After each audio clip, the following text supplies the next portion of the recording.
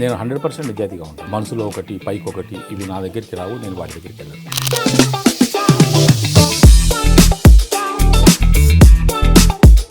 So ఇందులో తెలుగు మనకి ఆంధ్ర తెలుగు మాట్లాడాల్సి వచ్చింది. అవును సార్. Especially Godavari side. అవును సార్. సొల్లు అంటే మన దగ్గర వేరు. అవును. అక్కడ చెప్పమని. అప్పుడు రెండే వర్గాలు ఉండేవి. రామారావు గారు, నాగేశ్వరరావు గారు అంటే ఖచ్చితంగా ఇప్పుడు రెండు ప్రధాన పార్టీలను తీసుకుంటే దేశం ఎట్లా నడుపుతుందో ఆ విధంగా ఉండేది అన్నమాట. ఓకే.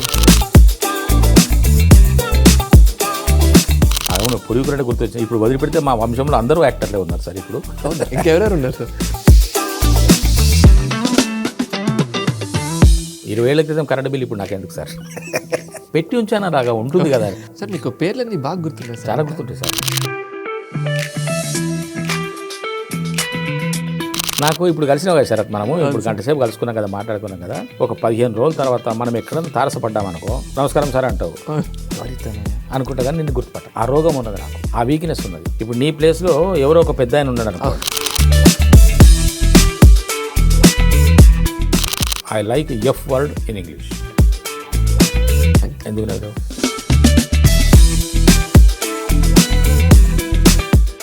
సో బేసిక్గా నటన అనేది ఎప్పుడు స్టార్ట్ అయింది సార్ మీకు? 2017 నుంచి నేను సినిమా ఆఫీసుల చుట్టూ తిరగడం ప్రారంభించాను. మేము కొంచెం పేద కుటుంబం, మాది డబ్బు లేని కుటుంబం.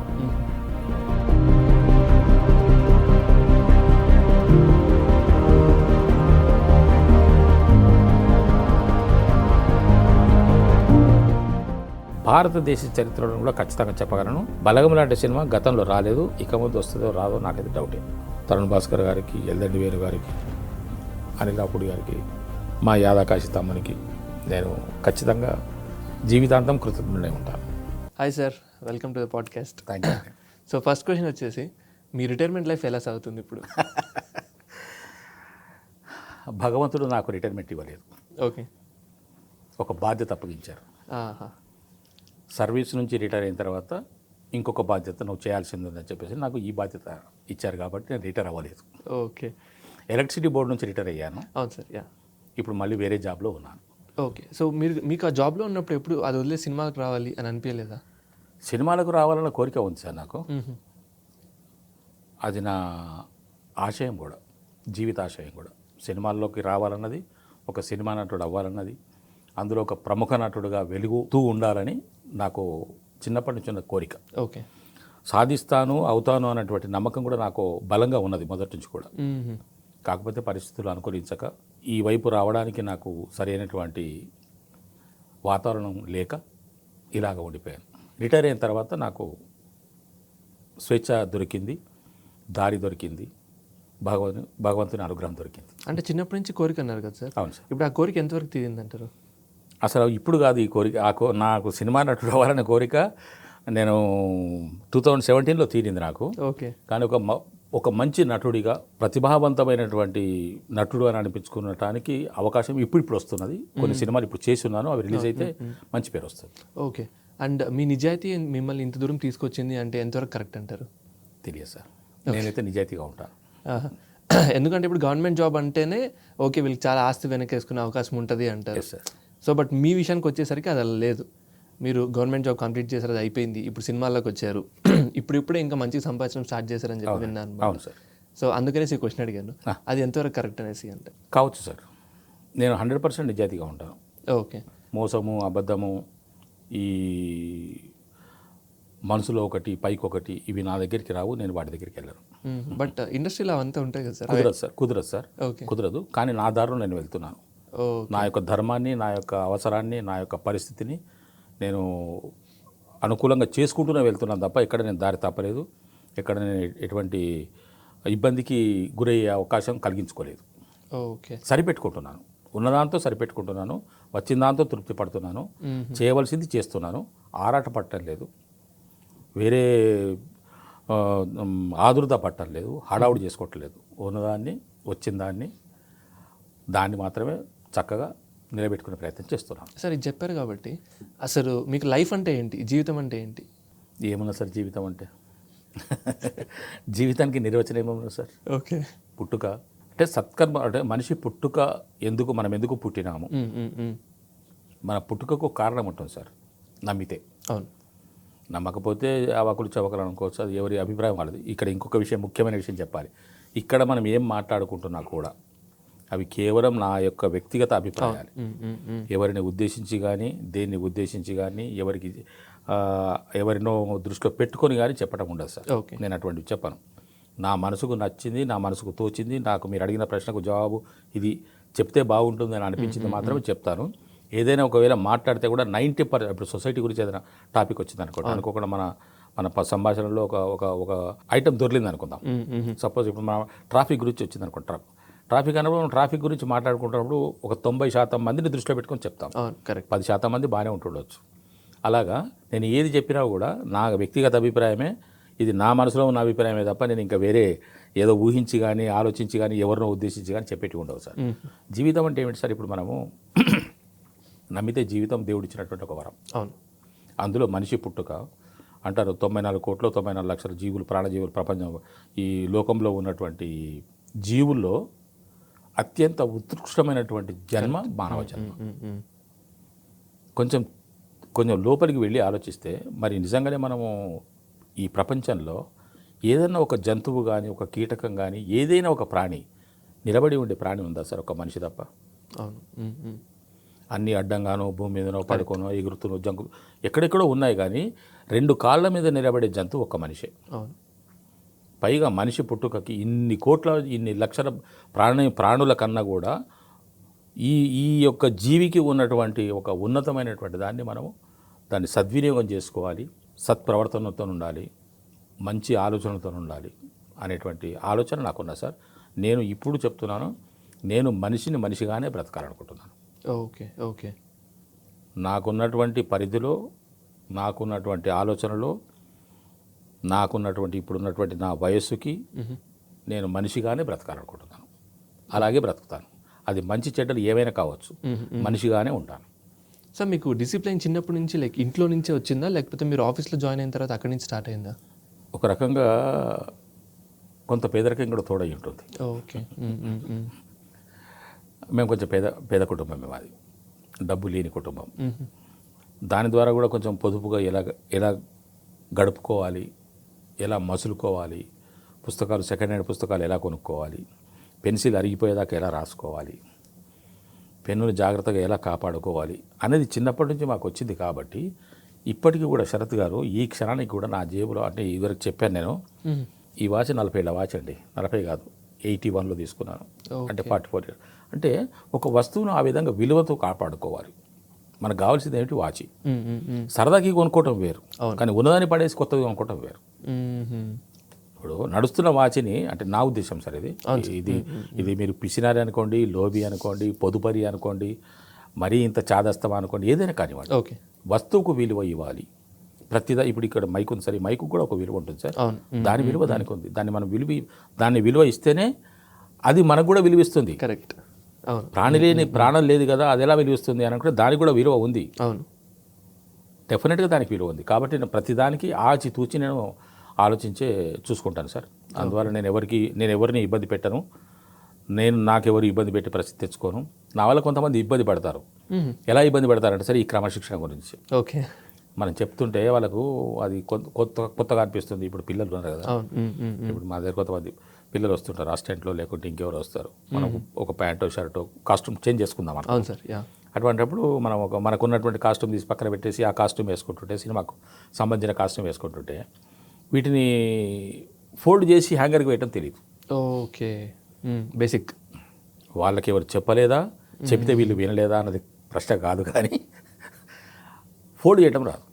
అది కనుక అతను ఫోల్డ్ చేస్తే, నా దృష్టిలో అది కనుక అతను సరిగ్గా, నేను విప్పిన ప్యాంటో షర్టో ఏదో ఒకటి విప్పి దాన్ని హ్యాంగర్కి వేసేసి అక్కడ గోడకు తగిలిచ్చాడు అనుకోండి, జీవితంలో అది కూడా అతనికి పనిచేస్తుంది. ఒక వస్తువు కొనుక్కుంటే దాన్ని ఎలా జాగ్రత్త పెట్టుకోవాలి. చెప్పులు ఉన్నాయి సార్, ఫర్ ఎగ్జాంపుల్ చెప్పులు ఉన్నాయి. చెప్పులు ఎక్కడ ఇప్పాలి అన్నది కూడా అది ఒక పెద్ద విషయం. అది ఎక్కడ పడితే అక్కడ, ఎలా పడితే అలా విప్పడం అనేది కాదు. అంటే క్రమశిక్షణ అనేది అక్కడి నుంచి వస్తుంది సార్. నేను ఈ విధంగా ఎదిగాను కాబట్టి, ఆ విధంగా పెరిగాను కాబట్టి, కొంచెం పేదరికంలో నేను ఉన్న వాటిల్లోనే నేను బాగా సర్దుకొని పోవడం నాకు అలవాటైంది కాబట్టి, అది పైగా అది మంచిది కూడా. మనిషి కష్టపడితేనే రాటు తేలుతాడు సార్. మనిషిలో కసి ఉంటేనే పైకి వస్తాడు సార్. ఆ కృషి ఉంటేనే మనిషి భగవంతుడు కూడా అవుతాడు సార్. తప్పకుండా భగవంతుడు కూడా అవుతుంది ఒక మనిషి. భగవంతుడు అంటే ఎవరు సార్? మనకి కష్టం ఉన్నప్పుడు సహాయం చేసేవాడు. అంతే. ఇప్పుడు అనిల్ రావుపూడి గారు ఉన్నారు, అవును. నాకు భగవంతుడే అనుకుంటాను, తప్పులేదండి. లేకుంటే ఒక మురళీధర్ గౌడ్ ఏంటి, భగవంత్ కేసరిలో నా బాలబాబు నందమూరి బాలకృష్ణ గారి పక్కన నడిచడం ఏంటి సార్? సంక్రాంతికి వస్తున్నాం సినిమాలో వెంకటేష్ గారి పక్కన నడిచడం ఏంటి సార్? ఆఫ్టర్ ఆల్ మురళీధర్ నా దృష్టిలో ఓకే కదా. మరి భగవంతుడు సాక్షాత్కరించి నన్ను తీసుకెళ్ళి కూర్చోబెట్టలేదు కదా. అవును. అనిల్ రావుపూడి గారి వేషంలో వచ్చారు, అనిల్ రావుపూడి గారి ఆకారంలో వచ్చారు, వచ్చేసి నాతో ఇప్పుడు నేను గుర్తు చేసుకుంటున్నా, భగవంతుని గుర్తు చేసుకోవట్లేదు, కరెక్ట్. అనిల్ గారిని గుర్తు చేసుకుంటున్నాను. అవును. అలాగా మనకు ఎవరు సహాయం చేస్తే వాళ్ళే దేవుడు. మనకు తోచిన సహాయం చేయాలి, ఇతరుల చేత సహాయం పొందుతాం, ఆటోమేటిక్ వస్తుంది సార్ మనకు. మనం ఇతరులకు సహాయం చేస్తే, ఇతరులకు దానం చేస్తే, ఇతరులకు మనం ఎటువంటి ఉపయోగకరమైన పని చేసినా కూడా మీకు రెట్టింపు లాభం వస్తుంది, దాంతో ఖచ్చితంగా వస్తుంది సార్. దేవుడు అదే చూస్తాడు. దేవుడు మనని ఎవరు గమనించకపోవచ్చు, కానీ పంచభూతాలు మనల్ని గమనిస్తారు. ఆ పంచభూతాలే మన శరీరం. మన శరీరం పంచభూతాలే సార్. అవును. మన శరీరంలో ఏమన్నా సార్? అగ్ని ఉన్నది, నీరు ఉన్నది, గాలి ఉన్నది, కరెక్ట్. అన్నీ ఉన్నాయి. కాబట్టి మనం ప్రతిరోజు పంచభూతాలనే మనం ప్రార్థించాలి. పంచభూతాలను ఖచ్చితంగా ప్రార్థించాలి సార్. మనము పంచభూతాలు ఒకటే. చచ్చిపోయిన తర్వాత మనం పంచభూతాలు కలిసిపోతున్నాం కదా. కరెక్ట్. అంతే కదా, అల్టిమేట్గా అంతే. ప్రకృతే మనము. సార్ ఇప్పుడు మీరు ఈ 2 సినిమాల గురించి చెప్పారు కదా, అనిల్ రావిపూడి గారు ఇచ్చిన సినిమాలు. సో అంటే బిగ్గెస్ట్ సినిమాలు సార్ ఇవి నా కెరీర్లో. నేను ఊహించని స్థాయిలో నాకు దొరికినటువంటి వేషాలు. ఎంత ప్రయత్నం చేస్తాం సార్ ఒక బాలకృష్ణ గారి సినిమాలో నటించాలంటే దానికి ఎంత గట్స్ ఉండాలి, నాకు ఎంత ఒక మహానటుడు అయి ఉంటారు అంటే ఒక సార్కి నా మీద నమ్మకం. అవును. మురళీధర్ గారు చేస్తారు, ఆయన చేస్తాడు కాబట్టి చేయించుకుంటాను నమ్మకం ఆయనకున్నది. కాబట్టి నేను అక్కడ దాకా వెళ్ళగలిగాను నేను. అవును, కరెక్ట్. లేకుంటే నాలాంటి వాళ్ళు ఎంతమంది లేరు సార్? నాకన్నా సార్కు దగ్గరగా ఉన్న ఫ్రెండ్స్ కానీ, సార్కు తెలిసిన మహానటులు కానీ ఎంతమంది లేరు సార్? ఆ క్యారెక్టర్ నాకు వచ్చిందంటే భగవంతుడు ఇచ్చాడు. అవును సార్. ఇప్పుడు సో సంక్రాంతికి వస్తున్నాం ఉంది కదా, మీరు బేసిక్గా తెలంగాణ స్లాంగ్, పక్క తెలంగాణ ఫాదర్ ఇలా ఫేమస్ అవుతూ వచ్చారు. అవును సార్. సో ఇందులో తెలుగు మనకి ఆంధ్ర తెలుగు మాట్లాడాల్సి వచ్చింది. అవును సార్. Especially Godavari side. అవును సార్. సో ఛాలెంజింగ్ ఉన్నిందా? ఎలా నేర్చుకున్నారు? ప్రాబ్లం ఏమైనా ఉన్నిందా స్లాంగ్ తీసుకోవడానికి? నటుడికి ఛాలెంజింగ్ అనేది పాత్రనే తప్ప మిగతా ఏముండదు సార్. ఓకే. ఇప్పుడు నేను తమిళకి వెళ్తాను సార్. గోదావరి భాష అంటే మనకు తెలుగు తెలుసు, యాస ఒకటే రాదు. మరి తమిళ్ ఇప్పుడు నాకు అసలు తెలియదు కదా, సొల్లు అంటాను. కరెక్ట్. సొల్లు అంటే మన దగ్గర వేరు, అక్కడ చెప్పమని. అలాగా తెలుగు భాష రాని తమిళ భాష రాని నేను రేపు తమిళ సినిమాలో నాకు అవకాశం వస్తే వెళ్ళాలి, చేయాలి, నేర్చుకోవాలి. అవును.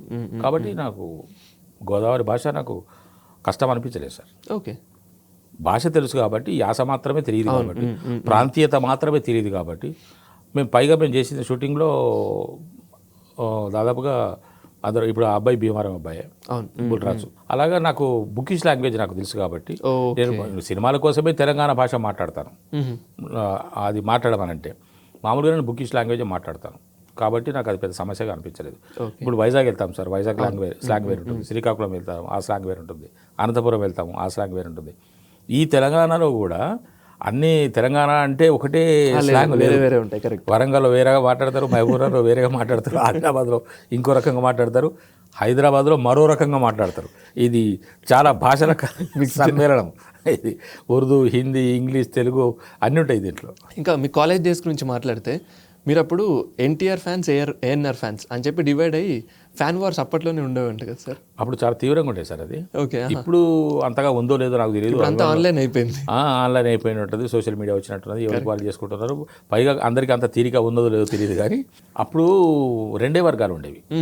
రామారావు గారు, నాగేశ్వరరావు గారు అంటే ఖచ్చితంగా ఇప్పుడు 2 ప్రధాన పార్టీలను తీసుకుంటే దేశం ఎట్లా నడుపుతుందో ఆ విధంగా ఉండేదన్నమాట.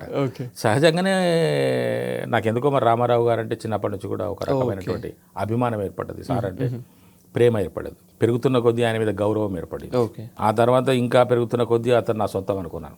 ఇది ఎక్కడ చెప్పలేదు. అంటే అటువంటి అంటే పెరుగుతున్న కొద్దీ నాకు వారి గురించి నేను తెలుసుకునే విషయాలు, ఆయన డిసిప్లిన్ కానివ్వండి, ఆయన మాట తీరు కానివ్వండి, ఆయన ఇతరుల పట్ల వ్యవహరించే సరళి కానివ్వండి, సెట్లో ఉండే విధానం కానీ, మనం మ్యాగజైన్స్లో అవి చదువుతుంటాం కదా. నాకు డిసిప్లిన్ అన్న ఇష్టం కాబట్టి, నేను ఒక కట్టుబాట్లకు ఉండిపోయే వ్యక్తిని కాబట్టి నేను సహజంగానే అటువైపు నాకు ఆ దృష్టి పెడితే నాకు సార్ గురించి బాగా ఇష్టం అనిపించింది. ఆ విధంగా సార్ని నేను ఫాలో అయ్యేవాడిని. ఇంకా ఇదే పెద్దగా అయిన తర్వాత సార్ను ఫాలో అవ్వడము, ఆయన మీద ఇష్టం, ఒక రాజకీయ నాయకుడిగా కానివ్వండి, ఒక నటుడుగా కానివ్వండి, ఒక తండ్రిగా కానివ్వండి, సమాజంలో ఒక పెద్ద మనిషిగా కానివ్వండి, ఇవన్నీ నేను వారిని నేను గమనిస్తూ వస్తున్నాను. కానీ చిన్నప్పుడు మాత్రం కేవలం ఆ యొక్క పాత్రకి ఆయన యొక్క నటనకే నేను బాగా ఇష్టపడేవాడిని. రామారావు గారు అంటే నాకు ఒక రకమైనటువంటి ప్రేమ ఆయన సినిమాలు చూడటం వల్ల పెరిగింది. ఓకే. ఇక సహజంగానే రామారావు గారి మనం వచ్చినాము అంటే నాగేశ్వరరావు గారు అంటే కొంచెం ఒక పిసర్ తక్కువ ఇష్టం ఉండేది. ఏదో లేదు సరిపెట్టుకో అంటే ఆయన సినిమాలు చూసేవాళ్ళం మనం. కానీ ఇప్పుడు నేను రిటైర్ అయిన తర్వాత సార్ 2012 జనవరి 31 రిటైర్ అయ్యాను ఎలక్షన్ బోర్డు నుంచి. ఓకే. ఇప్పుడు టీజీ ఎస్పీడీసీఎల్ ఇక్కడ మిడ్ కాంపౌండ్ మా ఆఫీసు, కార్పొరేట్ ఆఫీస్, అక్కడ రిటైర్ అయ్యాను. రిటైర్ అయిన తర్వాత రిటైర్మెంట్కు ఒక 2 సంవత్సరాల ముందు నుంచి నేను రెగ్యులర్గా రవీంద్ర భారతికి వెళ్ళడం ప్రాక్టీస్ చేశాను. అంతకుముందు వెళ్ళేవాడిని కాదు, రవీంద్ర భారతికి వెళ్ళేవాడిని ప్రతిరోజు ఎవ్రీడే. ఓకే. మొన్నటి వరకు కూడా ఎవ్రీడే రవీంద్ర భారతికి, ఎవ్రీడే సార్ నాకు ఇంకా వేరే లేదు, ఇక దాంట్లో మార్పులు లేదు. ఈవెన్ రిటైర్ అయిన తర్వాత కూడా మొన్నటి వరకు. ఇప్పుడు నేను వెళ్తే మళ్ళీ అక్కడ వాళ్ళు ఫోటోలని ఇతను ఇక్కడికి వచ్చాడని అనుకుంటున్నారని చెప్పేసి అని మానేయటము. ఇప్పుడు కూడా ఆ నాటకోత్సవాలు కానీ నాటకాలు కానీ నాటికలు కానీ జరిగితే ఖచ్చితంగా వెళ్తాను నేను రవీంద్ర భారతికి. షూట్ అయిపోయి ఒక్కొక్కసారి నేను షూటింగ్ నుంచి డైరెక్ట్గా రవీంద్ర భారతికి కూడా వెళ్ళే రోజులు ఉన్నాయి ఇప్పటికి కూడా సార్. నాటకాలు నేను బాగా అబ్జర్వ్ చేస్తాను, చూస్తాను. అడపదడప నాటకాలు వేస్తుంటాను కూడా. ఇప్పుడు ఎవరైనా క్యారెక్టర్, ఇప్పుడు మీరు ఉన్నారనుకోండి, మీరు సార్ మా సమాజం వాళ్ళు ఒక నాటకం వేస్తున్నారు సార్, దీంట్లో క్యారెక్టర్ అది వేయాలి సార్ అంటే క్యారెక్టర్ నచ్చితే ఓకే నాకు వీలు కుదిరితే డెఫినెట్గా నేను నాటకం వేస్తాను, నాటకం కానీ నాటిక కానీ. సో బేసిక్గా నటన అనేది ఎప్పుడు స్టార్ట్ అయింది సార్ మీకు? నాకు పుట్టుక నుంచి నేను ఒక నటుని అనేటువంటి భావన సార్. ఓకే. నటన చేద్దామని నేను నటుని అవుదానికి కాదు, నటుడిని నేను ఆల్రెడీ ఐఎమ్ అన్ యాక్టర్ అనే ఫీలింగ్ నాలో ఉన్నది. అది ఎందుకు వచ్చిందో తెలియదు. మరి మా పూర్వీకులు పూర్వీకులు అంటే గుర్తొచ్చింది. ఇప్పుడు వదిలిపెడితే మా వంశంలో అందరూ యాక్టర్లే ఉన్నారు సార్. ఇప్పుడు ఇంకెవరెవరు ఉన్నారు సార్? అంటే ఇప్పుడు ఎవరు లేరు. ఓకే. వదిలితే ఇప్పుడు నాలాగా అవకాశాలు అందరూ చేస్తారు మా వాళ్ళు. మంచి కళాకారులు మా ఫ్యామిలీలో మా వంశంలోనే ఉన్నారు. అయితే అంతకుముందు ఎవరు లేరు, అంతకుముందు ఎవరు లేరు. అసలు మాకు దాన్ని ఊసే తెలియదు, సినిమా రంగం అనే సంగతి తెలియదు. అంటే మా పెద్దలకి నా తరం వచ్చేటప్పటికి, మా నాన్నగారి తరం వచ్చేటప్పటికి, నాన్నగారు కూడా సినిమాలు చూడటము ఆడపదడప చేసేవారు. నేను వచ్చేటప్పటికి ఇక మా తరం వచ్చేటప్పటికి నేను కానీ మా పెద్దనాన్నగారి పిల్లలు కానీ చిన్నాన్నగారి పిల్లలు కానీ వీళ్ళందరూ సినిమాలు చూడటంలో అప్పుడప్పుడు మాకు ఊహ తెలుస్తున్న పరిస్థితుల్లో నేను ఒక నటుడిని, ఆల్రెడీ నేను ఒక నటుడిని అనేటువంటి ఆలోచన నాకు ఎందుకున్నదో ఉన్నా సార్. అది నాకు తెలియదు సార్. చిన్నప్పుడు స్కూల్ డ్రామాస్ ఇట్లా ఏమైనా చేశారు? నేను మా దాంట్లో ఏమంటారంటే స్కూల్ యానివర్సరీ అంటే 26 జనవరికి కానీ 15 ఆగస్టుకి కానీ 2 అక్టోబర్కి కానీ, తర్వాత సెల్ఫ్ గవర్నమెంట్ డే అని ఒకటి చేస్తారు. ఇప్పుడు లేదు సార్ అది. ఇప్పుడు లేదు. సెల్ఫ్ గవర్నమెంట్ డే అని స్కూల్స్, హై స్కూల్స్ వరకు నాది HSC last batch 1969 Telangana education మొట్టమొదటిసారి నేను హెచ్ఎస్సిలో ఉన్నప్పుడే జరిగింది. చెన్నారెడ్డి గారు, మల్లికార్జున గారు, అదంతా పెద్ద ఎడ్యుకేషన్ సార్ అది. 1969 అల్లకల్లలో అయిపోయింది అప్పుడు తెలంగాణ, ఆంధ్ర కూడా. అప్పుడు నాది లాస్ట్ బ్యాచ్ హెచ్ఎస్సి. నేను గజ్వేల్లో చదువుకున్నాను. 8, 9, 10 అండ్ హెచ్ఎస్సి. ఓకే. ఈ 4 క్లాసులు గజ్వేల్లో చదువుకున్నాను. 1, 2, 3 నేను పుట్టిన ఊరు రామాయంపేట, మెదక్ జిల్లా. రామాయంపేటలో పుట్టాను. 1, 2, 3 వరకు రామాయంపేట చదువుకున్నాను. 4, 5, 6, 7 వరకు సిద్దిపేటలో చదువుకున్నాను. అప్పుడు జేబీఎస్ ఉండేది, జూనియర్ బేసిక్ స్కూల్. ఇప్పుడు గవర్నమెంట్ న్యూ హై స్కూల్ అయింది, అక్కడ చదువుకున్నాను. ఆ తర్వాత గజ్వేల్లో చదువుకున్నాను. ఆ తర్వాత హెచ్ఎస్సి అయిపోయిన తర్వాత పియూసీ అండ్ డిగ్రీ సిద్దిపేటలో చేశాను. Okay. Government degree college Siddipet. అక్కడ 1974లో నా గ్రాడ్యుయేషన్ అయిపోయింది. ఈ విధంగా నా విద్యాభ్యాసం జరిగింది సార్. నేను 8th, 9th, 10th హెచ్ఎస్సి గజ్వేల్లో చదువుతున్న పరిస్థితుల్లో 9th క్లాస్లో ఉన్నప్పుడు మా చిల్మిల కృష్ణయ్య గారని నన్ను బాగా తన కొడుకులాగా చూసుకునేవాడు. టీచర్, ట్యూషన్ వెళ్ళేవాడిని సార్ దగ్గరే. వెళ్ళేది ట్యూషన్ కానీ ఆయనతోనే ఉండేవాడిని. పొద్దున పడుకోవడం కూడా వాళ్ళ ఇంట్లోనే పడుకోవటము, పొద్దున లేచి ఇంటికి వచ్చేసి ఫ్రెష్ అప్ అయిపోయి టిఫిన్ చేసి స్కూల్కి వెళ్ళిపోవడము, మళ్ళీ లంచ్కి రావడం ఇంటికి, మళ్ళీ స్కూల్కి వెళ్ళిపోవడము, మళ్ళీ ఇంటికి వచ్చేసిన తర్వాత డైరెక్ట్గా మళ్ళీ 1 గంట ఇంట్లో ఉండి ట్యూషన్ దగ్గరికి వెళ్ళిపోవడం, అక్కడ తినడం, అట్లా ఉండేది అనమాట. ఆ సార్కి కొంచెం కళలన్నా, ఈ కొంచెం సాహిత్యం అన్నా, సంగీతం అన్నా ఏదో తనకు తోచింది తానేదో చేసుకునేవాడు. ఆ విధంగా ఏదో ఒక స్కూల్ ఫంక్షన్కి ఒక చిన్న ఫ్యాన్సీ డ్రెస్ వేయిస్తున్నాడు ఆయన 2 చేత. చైనా వార్ అని ఒకటి, చైనా సోల్జర్ అని ఒకటి, ఇండియా సోల్జర్ అని ఒకటి. అప్పుడు చైనా వారికి జరిగింది, మనం గెలిచాం. ఒకటి చేయిస్తున్న సందర్భంగా నాతో కూడా నేను అక్కడ కూర్చున్నారు, ఇట్రారా నువ్వు కూడా అని చెప్పేసి నేను 2 లైన్లు రాసేసి నువ్వు కూడా చెప్పేసి అని చెప్పేసి నన్ను వదిలేడు. అది నేను ప్రాక్టీస్ చేశాను. అది ప్రదర్శిస్తే నాకు ప్రైజ్ ఇచ్చారు సార్. దానికి ప్రైజ్ ఇచ్చారు. అప్పుడు సమితి ప్రెసిడెంట్గా ఉన్న పెద్ద ఆయన వచ్చేసి నాకు బహుమానం కూడా ఇచ్చాడు. ఓకే. అది నేను మొట్టమొదటిసారి నా జీవితంలో మొహానికి రంగు వేసుకున్నది నా 9వ తరగతిలో. ఏమీ తెలియదు సార్ నాకు. ఓకే. ఓనమాలు కూడా తెలియదు, మేకప్ అంటే ఏంటో తెలియదు. కానీ ఆ మేకప్ వేస్తున్న టైంలో ఆ మేకప్ వాసన, కాస్ట్యూమ్స్ వాసన నన్ను చాలా ఆకట్టుకుంది. ఓకే. ఈ వాసన నాకు ఎప్పుడూ ఉండాలి ఓకే అని కోరుకున్నాను సార్. మేకప్ వాసన ఇప్పటికీ నాకు మేకప్ అంటే నాకు మేకప్ వేయరు సామాన్యంగా, ఏదో చిన్నగా టచ్ అప్ చేసి 2 నిమిషాలు ముగిచ్చేస్తారు, నాకు అంత అక్కర్లేదు అది. కానీ నాకు మేకప్ అన్నా, కాస్ట్యూమ్ చేంజ్ అన్నా, డిఫరెంట్ గెటప్స్ అన్నా కూడా నాకు బాగా ఇష్టం. ఆ విధంగా నా స్కూల్ లైఫ్లో ఒక ఫ్యాన్సీ డ్రెస్తో నా యొక్క ఈ ముఖానికి రంగు పూసుకోవడం, నటన అనేది స్టార్ట్ అయ్యింది. సో బేసిక్గా ఫస్ట్ కాంప్లిమెంట్ అప్పుడే వచ్చింది మీకు? ఫస్ట్ ప్రదర్శనకే నాకు కాంప్లిమెంట్ వచ్చింది, డబ్బులు వచ్చినాయి. 10 రూపాయలు ఇచ్చాడు ఆయన. ఓకే. బిగ్ అమౌంట్ సార్ అది. అప్పట్లో చాలా ఎక్కువ. కరెక్ట్. 10 రూపాయలు అంటే మామూలు విషయం కాదు అది 9th క్లాస్లో ఉండి 10 రూపాయలు అంటే. అవును సార్, అది అమ్మవారి దయ. ఓకే. అమ్మవారి దయ సార్. కేవలం సార్ ఇప్పుడు అదృష్టమే అన్నిటికీ మూలం. ఇప్పుడు మనిషి, హిందీలో ఒక చిన్న ప్రావర్బ్ ఉన్నది, హిందీలో చెప్తాను, ఆ తర్వాత దాన్ని తెలుగులో ట్రాన్స్లేట్ చేస్తాను. గత్యంతరం లేదు, మనిషి ఆలోచన అది చెప్పాడు అతను, కానీ గత్యంతరం లేదు, అతని మించి ఇంకేం చేయలేడు. యా ఖుదా లేదా యా అల్లా. ఖుదా అన్నా అల్లా అన్నా ఒకటే. యా ఖుదా తేరా జో భీ ఫైసలా హై ఓ ముజే మంజూర్ హై. ఓకే. ఓ దేవుడా, నీ నిర్ణయం ఎలాంటిదైనా సరే అది నాకు సమ్మతమే, అది నాకు ఆమోదమే. మరి ఆమోదం చేయకుండా ఏం చేస్తాం మనం? ఏం చేయలేం కదా. కానీ ఇతను చెప్పుకున్నాడు ఆ విధంగా, అయ్యా నువ్వు ఏమి ఇచ్చినా సరే అది నాకు ఆమోదమే అన్నట్టుగా. అట్లా భగవంతుడు ఏది ఇచ్చినా కూడా అదృష్టం అనేది ఒకటి ఉండాలి సార్. అది మనకే కాదు, దేవుళ్ళకు కూడా అదృష్టమే ఉండాలి.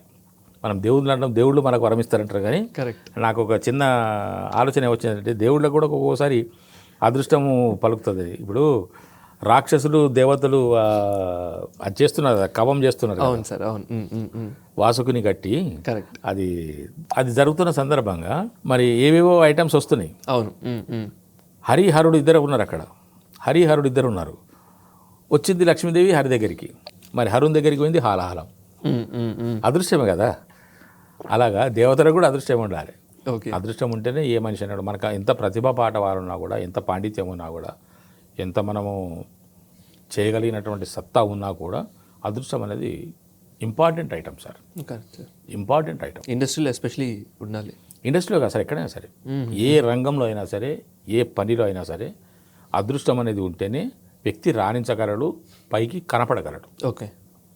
ప్రతిభ మీకుంటుంది, నాకుంటుంది సార్. మన ఇద్దరం ఒకటే పని చేస్తాం. అవును. ఇప్పుడు నేను ఒక ఎగ్జామ్ రాశాం సార్, ఒక ఇంటర్వ్యూకి అటెండ్ అయ్యాం. మీరు బాగానే రాశారు, నేను బాగానే రాశాను. మీకు 90 మార్కులు వచ్చినాయి, నాకు 90 మార్కులు అంటే గుర్తొస్తుంది. నేను హెచ్ఎస్సి అని చెప్పాను కదా, నాకు మ్యాథమెటిక్స్లో 99 మార్కులు వచ్చినాయి సార్. ఈ ఒక్క మార్క్ ఎందుకు ఇవ్వలేదు ఆయన అని ఒక 10 నిమిషాలు ఆలోచించా. 99 దాకా వచ్చిన మనిషి ఇంకొక మార్క్ ఇస్తే 100కు 100 వచ్చేవి కదా, ఎందుకు ఆపాడు అక్కడ అని అనుకున్నాను. అడిగారా సార్ అప్పుడు? అంటే బోర్డు ఎగ్జామ్, హెచ్ఎస్సి అంటే higher secondary certificate board examination. అది మెయిన్ ఎగ్జామ్ అంటున్నా. అది రాస్తే పరీక్ష పత్రాలు ఎక్కడికో పోవడము, అది ఎక్కడెక్కడో తిరిగి ఎక్కడో రాసి, ఆ తర్వాత కౌంటింగ్ చేసిన తర్వాత, వాల్యుయేషన్ చేసిన తర్వాత మనకు మార్కులు మెమోరండం వచ్చేది, ఆల్ సబ్జెక్ట్స్ కలిపి. ఓకే. అలాగా ఇప్పుడు మీరు రాశారు ఎగ్జామ్, నేను ఇంటర్వ్యూ మీరు అటెండ్ అయ్యారు, నేను అటెండ్ అయ్యాను. మీకు 99 మార్కులు వచ్చినాయి, నాకు 99 మార్కులు వచ్చినాయి. కానీ ఇంటర్వ్యూ తీసుకునే అతనికి ఎందుకో మీకు ఉద్యోగం ఇవ్వాలనిపించింది. కారణం మీకు అదృష్టం ఉంది. కరెక్ట్. అంతే. మీరు బాగానే రాశారు, నేను బాగానే రాశాను, కానీ మీకు అదృష్టం ఉంది కాబట్టి మీకు వచ్చింది. ఎవరో ఒకరికి రావాలి కదా సార్, తప్పదు కదా. కాబట్టి మీకు నాకు ఇంకో దాంట్లో నాకు ఇంకా బెటర్మెంట్ వస్తుండొచ్చు కావచ్చు. అవును కదా. నాకు అదృష్టం లేకపోతే నేను అలాగే ఉండిపోతుండొచ్చు కావచ్చు. మనం ఫీల్ కావాల్సిన పర్లేదు సార్. ఇక్కడ ఒక ముఖ్యమైన విషయం ఏంటంటే, మన ఎఫర్ట్స్ మనం పెడతాం సార్. ఎవరు ఎఫర్ట్స్ లేకుండా ఉండరు. ఎవరి ప్రయత్నాలు వాళ్ళు చేసుకుంటారు, ఎవరి స్థాయిలో వాళ్ళు చేసుకుంటారు, ఎవరి ఆలోచన ప్రకారం వాళ్ళు చేసుకుంటారు. రాణించలేకపోతున్నాను అని ఎవరన్నా బాధపడితే అది మీ తప్పు కాదు. ఓకే. మీకు అదృష్టం లేదు, సరిపెట్టుకోండి. అంత మాత్రాన మీరు నర్వస్ అవ్వాల్సిన పని లేదు, బేజార్ అవ్వాల్సిన పని లేదు, కంగారు పడాల్సిన పని లేదు. ఇంకోటి వెతుకుందాం, ఇంకోటి చేద్దాం. కానీ ప్రయత్నంలో లోపం ఉండదు. లేదు, మీ ప్రయత్నంలో లోపం లేదు సార్. ఇది డెఫినెట్గా వాళ్ళకు నేను ఇచ్చేటువంటి ఒక భరోసా. మీ ప్రయత్నంలో లోపం ఎప్పుడు లేదండి. ఎందుకంటే ప్రయత్నంలో లోపం ఉంటే మీరు ఇక్కడ దాకా ఎందుకు వస్తారు సార్? కరెక్ట్. హైదరాబాద్లో కృష్ణానగర్లో ఎందుకుంటారు మీరు? బావర్చి దగ్గర ఎందుకుంటారు? గణపతి కాంప్లెక్స్ దగ్గర ఎందుకుంటారు? జూబ్లీస్ అక్కడ ఫిల్మ్ నగర్లో ఎందుకుంటారు సార్? మీ ప్రయత్నం మీరు చేస్తున్నారు. ఎక్కడి నుంచో వచ్చారు, లేదా ఇక్కడనే ఉన్నారు, చేస్తున్నారు. ప్రయత్న లోపం ఎవరి లోపం ఎప్పుడు లేదు, అదృష్ట లోపం అన్నది. ఓకే. అదొక్కటే ఉన్నది తప్ప అంతకుమించి ఇంకేం లేదు. కాకపోతే అదృష్టం మరించకపోతే ఇంకా ఎక్కువ కాలం ప్రయత్నం చేయడం కూడా మంచిది కాదు.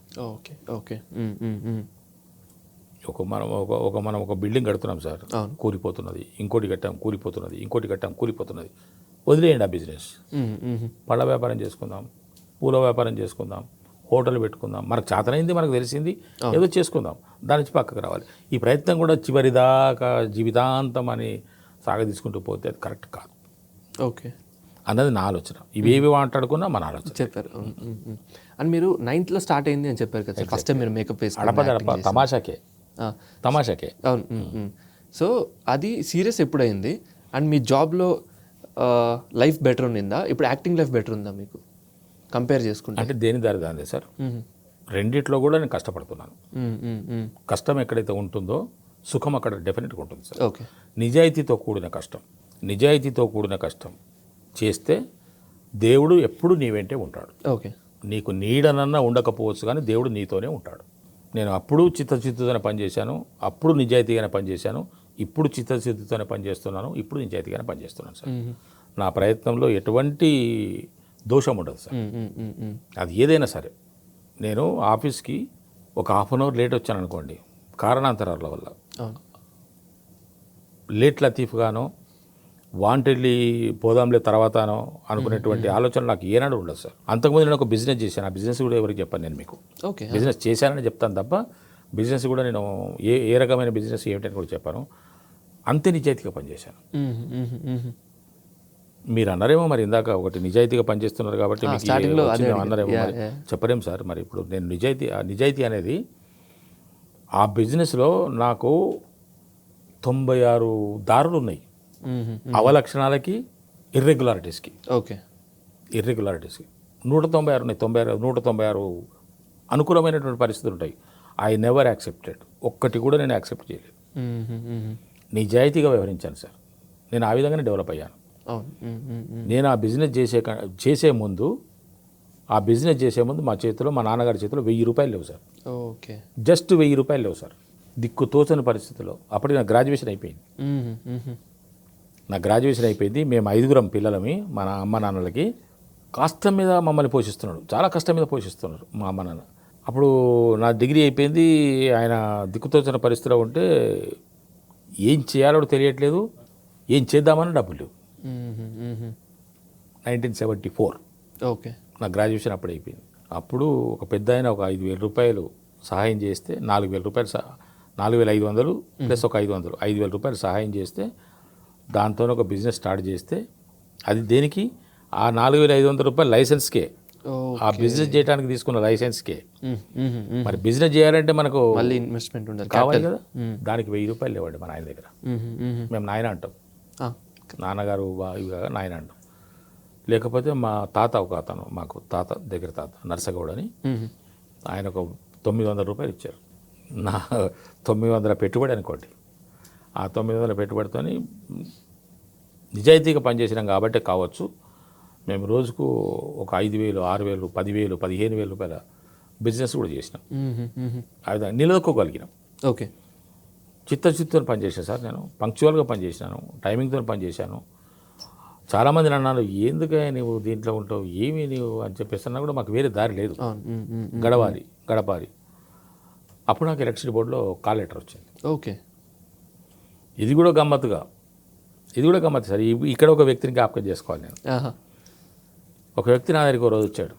ఏంటి సార్ మీరు, ఎందుకు సార్ ఇదంతా, అడ్డమైన వాళ్ళు రకరకాల మాటలు మాట్లాడుతున్నారు సార్ అన్న. మరి ఏం చేయాలి, నాకు వేరే గత్యంతరం లేదు, వేరే ప్రపంచం తెలియదు. అది వదిలిపెడితే అది కూడా ఉండదు. కరెక్ట్. రోషానికి పోయో ఇంకేదో చేసి అది కూడా లేదు, అది కూడా పోదు. నేను మరి ఏం చేయమంటారు సార్, నన్ను ఉద్యోగం కోసం ఉద్యోగం చేసుకోవచ్చు కదా ఏదైనా, డిగ్రీ చేశారు కదా సార్ మీరు అంటే, అవునండి డిగ్రీ చేశాను, ఉద్యోగం చేసుకోవచ్చు కదా అంటే, ఎంప్లాయ్మెంట్ ఎక్స్చేంజ్లో కాల్ లెటర్ కూడా ఉండేది సార్ నాకు మొన్నటి వరకు, ల్యాబ్స్ అయిపోయింది. ఓకే. వెళ్ళలేదు, నేను రెన్యువల్ చేయించుకోలేదు, ల్యాబ్స్ అయిపోయింది అన్నాను. కార్డు ఉందా మీ దగ్గర? టైం చూడండి సార్, ఎట్లా కలిసి వస్తుంది. అతను ఎందుకో వచ్చాడు, నన్ను చూశాడు, నన్ను చూస్తే బాధ అనిపించింది, అడిగాడు, చెప్పాను. కాల్ లెటర్ ఉందా అన్నాడు. ఉన్నది ఇంట్లో అన్నాను. ఇంకోటి ఉన్నది ఇంట్లో అని అంటే గుర్తొచ్చింది, నేను ప్రతిదీ రికార్డ్ మెయింటైన్ చేస్తాను. ఓకే. ఉండని దానివల్ల వచ్చిన నష్టం అని. ఇప్పుడు 20 ఏళ్ల క్రితం కరెంట్ బిల్ ఇప్పుడు నాకెందుకు సార్? ఇంకా ఉన్నాయి సార్. చెప్తాను, విషయం చెప్తున్నాను. ఇప్పుడు 20 ఏళ్ల కింద ఉన్న కరెంటు బిల్ ఇప్పుడు నాకేందుకు, పెట్టి ఉంచాను రాగా ఉంటుంది కదా, దాంతో వచ్చిన నాకు నష్టమే ఉన్నది. ఇప్పుడు అది చూస్తే అబ్బా 20 ఏళ్ల క్రితం కరెంటు బిల్ ఈ విధంగా ఉన్నది కదా ఒక మాట నుంచి అనిపిస్తుంది. ఇప్పుడు నీకు దొరుకుతుందా 20 సంవత్సరాల కరెంటు బిల్ నీకు దొరుకుతుందా? ఒక బస్ టికెట్ దొరుకుతుందా? ఒక డబుల్ డెక్కర్ బస్సు చూసాను అసలు లేదు సార్ కదా, ఇప్పుడు తిరుగుతున్నది ఒక డబుల్ డెక్కర్ బస్సు. నాకు నిన్ననే కనిపించింది. ఒక 4 ఉన్నాయి సార్ ఇప్పుడు హైదరాబాద్. నిన్న కనిపించింది హెచ్ఎండి అని. అరే ఇదేదా డబుల్ డెక్కర్ బస్సు బాగా. అప్పుడు చాలా అపురూపమైనటువంటి bus sir double decker bus. Correct. 60 to 70s అది Charminar to Afzalgunj, Charminar to Secunderabad station, zoo park to Secunderabad station, Mehdipatnam to Secunderabad station అని చెప్పేసి బస్సులు పోతుంటే పైకెక్కి కూర్చోవాలని పైన ఒక కండక్టర్ కింద ఒక కండక్టర్, ఇవన్నీ ఒక వింత. ఓకే. మరి 50 ఏళ్ల క్రితం అంటే హైదరాబాద్ వచ్చిన వాళ్ళు ఎంతమంది అండి కదా? హైదరాబాద్ రావడం అంటే కష్టం, జనాభా కూడా తక్కువ కదా, చాలా తక్కువ, లక్షల మీద ఉండేది. ఇప్పుడు కోట్ల మీదకి వెళ్ళిపోయింది. కాల్ లెటర్ సార్ నాకు ఒకసారి తెచ్చివ్వండి సార్ అన్నాడు. నెక్స్ట్ డే తీసుకొచ్చి ఇచ్చిన. అయితే అడిగాను నేను, ఎందుకు మీరేం చేయగలరు అని అడిగాను నేను. ఓకే. అతని మీద నాకు నమ్మకం లేదు. ఇతను కూడా నన్ను ఏదో ఆట పట్టించడానికో లేకుంటే ఇంకేదైనా చేయడానికో అడుగుతున్నాడు ఏమో నాకు. మీకెందుకు అని అడిగి, నీకెందుకు అని అడిగిన అంటే మీరు ఇవ్వండి సార్ అన్నాడు. నెక్స్ట్ డే తెచ్చి ఇచ్చిన సార్. టైం తీసుకుంటా సార్ కొంచెం అన్నాడు. అది ఏం నుంచి వట్టిగా పడింది, ఇప్పుడు టైం సరే తీసుకోను, 15 రోజులు టైం తీసుకుంటారు. సరే అన్న తెచ్చిచ్చాడు సార్ ఆయన. రెన్యువల్ చేయించిన న్యూ కార్డు తీసుకొచ్చి ఇచ్చాడు. ఓకే. దాన్ని చూస్తే నాకు ఒక రకమైన సంతోషం కలిగింది. కానీ అవకాశాలు ఎవరు ఇస్తారు మన దీంట్లో? జాబ్ ఆపర్చునిటీస్ ఎక్కడ ఇస్తారు, ఏమి ఇస్తారు అని అనుకున్నాను. కానీ అది వచ్చిన కొద్ది రోజులకేం కాదు సార్, ఒక 2-3 years అయింది. అది వచ్చినాక కూడా 2-3 years నాకు జీవితంలో ఒకే ఒక్క కాల్ లెటర్ వచ్చింది సార్. ఎక్కడ మన economics, bureau of economics, director of economics bureau అనేది ఉన్నది అక్కడ ఆఫీసు. ఇక్కడే మన చిత్తలబస్తిలో ఉంటుంది. ఓకే. రోడ్డు మీద ఉంటుంది, సాధారణ కాలేజ్ ఎదురుగా ఉంటుంది. నాకు ఒక ఇంటర్వ్యూకు లెటర్ వచ్చింది. వస్తే నేను ఏం చేస్తాం అని చెప్పేసి నా బిజినెస్కు హైదరాబాద్కి వస్తుంటాం కదా, ఈ ఆఫీస్ పక్కనే నేను బిజినెస్ చేసే షాప్ ఉండే. ఓహో. దానికి వచ్చేసి బిజినెస్ చేసుకొని ఇంటర్వ్యూకి వచ్చిన నేను. ఇంటర్వ్యూకి వస్తే ఆ రోజు భూకంపం వచ్చింది సార్ చిన్నగా. 83-84 ప్రాంతంలో చిన్న భూకంపం మీద వచ్చింది. వాళ్ళు ఉండి ఇంటర్వ్యూ క్యాన్సిల్ అయింది బాబు అన్నారు. రాక వచ్చిన ఒక 74లో నేను గ్రాడ్యుయేషన్ చేసి రిజిస్ట్రేషన్ చేయించుకుంటే ఎంప్లాయ్మెంట్ ఎక్స్చేంజ్ సంగారెడ్డిలో. 84లో నాకు కాల్ లెటర్ వచ్చింది. ఆ వచ్చిన రోజు అది ఇంటర్వ్యూ క్యాన్సిల్ అయిపోయింది అన్నారు. నెక్స్ట్ మళ్ళీ ఒక వితిన్ 2 or 3 months మళ్ళీ ఒక కాల్ లెటర్ వచ్చింది సార్. ఎలక్ట్రిసిటీ బోర్డులో LDC అండ్ రెవెన్యూ క్యాషియర్స్ ఈ పోస్టులు ఖాళీగా ఉన్నాయి, వాటికి మీరు ఫలానా తారీఖు నాడు ఇంట్రెస్ట్ ఉంటే హైదరాబాద్లో ఫలానా ఆఫీసులో మీకు టెస్ట్ కండక్ట్ చేస్తారు, ఇంటర్వ్యూలో పాల్గొనవచ్చు. లెటర్ వచ్చింది. మళ్ళీ నేను బిజినెస్ని దృష్టిలో పెట్టుకొని నేను వ్యాపారం చేసుకున్నామని చెప్పి వచ్చి అక్కడ ఆర్డర్ ఇచ్చేసి అవన్నీ చేసేసి మా బావగారిని తీసుకొని బండి మీద వచ్చినాం సరదాగా. ఓకే. దగ్గర సార్ మా ఊరు 80 kilometers పెద్ద దూరమే కాదు. సిద్దిపేట, రామాయంపేట. ఓకే. సిద్దిపేటలో నేను చదువుకున్నాను. ఓకే. గజ్వేల్లో సిద్దిపేటలో చదువుకున్నాను. అయితే ఇద్దరం కలిసి మా బావగారు నేను ఇద్దరం కలిసి వచ్చేసినాము, బిజినెస్ చేసుకున్నాము. వచ్చేసిన తర్వాత టెస్ట్ పెట్టారు. టెస్ట్ పెడితే టెస్ట్ రాశాను. అది కూడా అల్లటప్పగానే వచ్చినా సార్, సరదాగానే వచ్చిన. వచ్చేసి రాశాను. అది 10 to 1, 11 to 1 పెట్టారు. రాస్తున్నాక ఒక ఇన్విజిలేటర్ ఎవరో ఒక పెద్ద ఆయన వచ్చేసి, బాబు మీరు ఎగ్జామ్ అయిపోయిన తర్వాత అయిపోయింది కదా అని చెప్పేసి మీరు వెళ్ళిపోవద్దండి, ఆఫ్టర్ లంచ్ 1 hour మీకు లంచ్ గ్యాప్ ఇచ్చి ఆఫ్టర్ లంచ్ మళ్ళీ మేము ఈ 1 hourలో మీరు వెళ్ళి భోంచేసి మళ్ళీ ఇక్కడికి రండి. ఈ 1 hourలో మేము ఇప్పుడు మీరు రాసినటువంటి ఈ పేపర్స్ వాల్యుయేషన్ చేస్తాం. ఓకే. ఇప్పటికిప్పుడే వితిన్ 1 hour చేసేసి నెక్స్ట్ మేము ఓరల్ టెస్ట్ కండక్ట్ చేస్తున్నాము.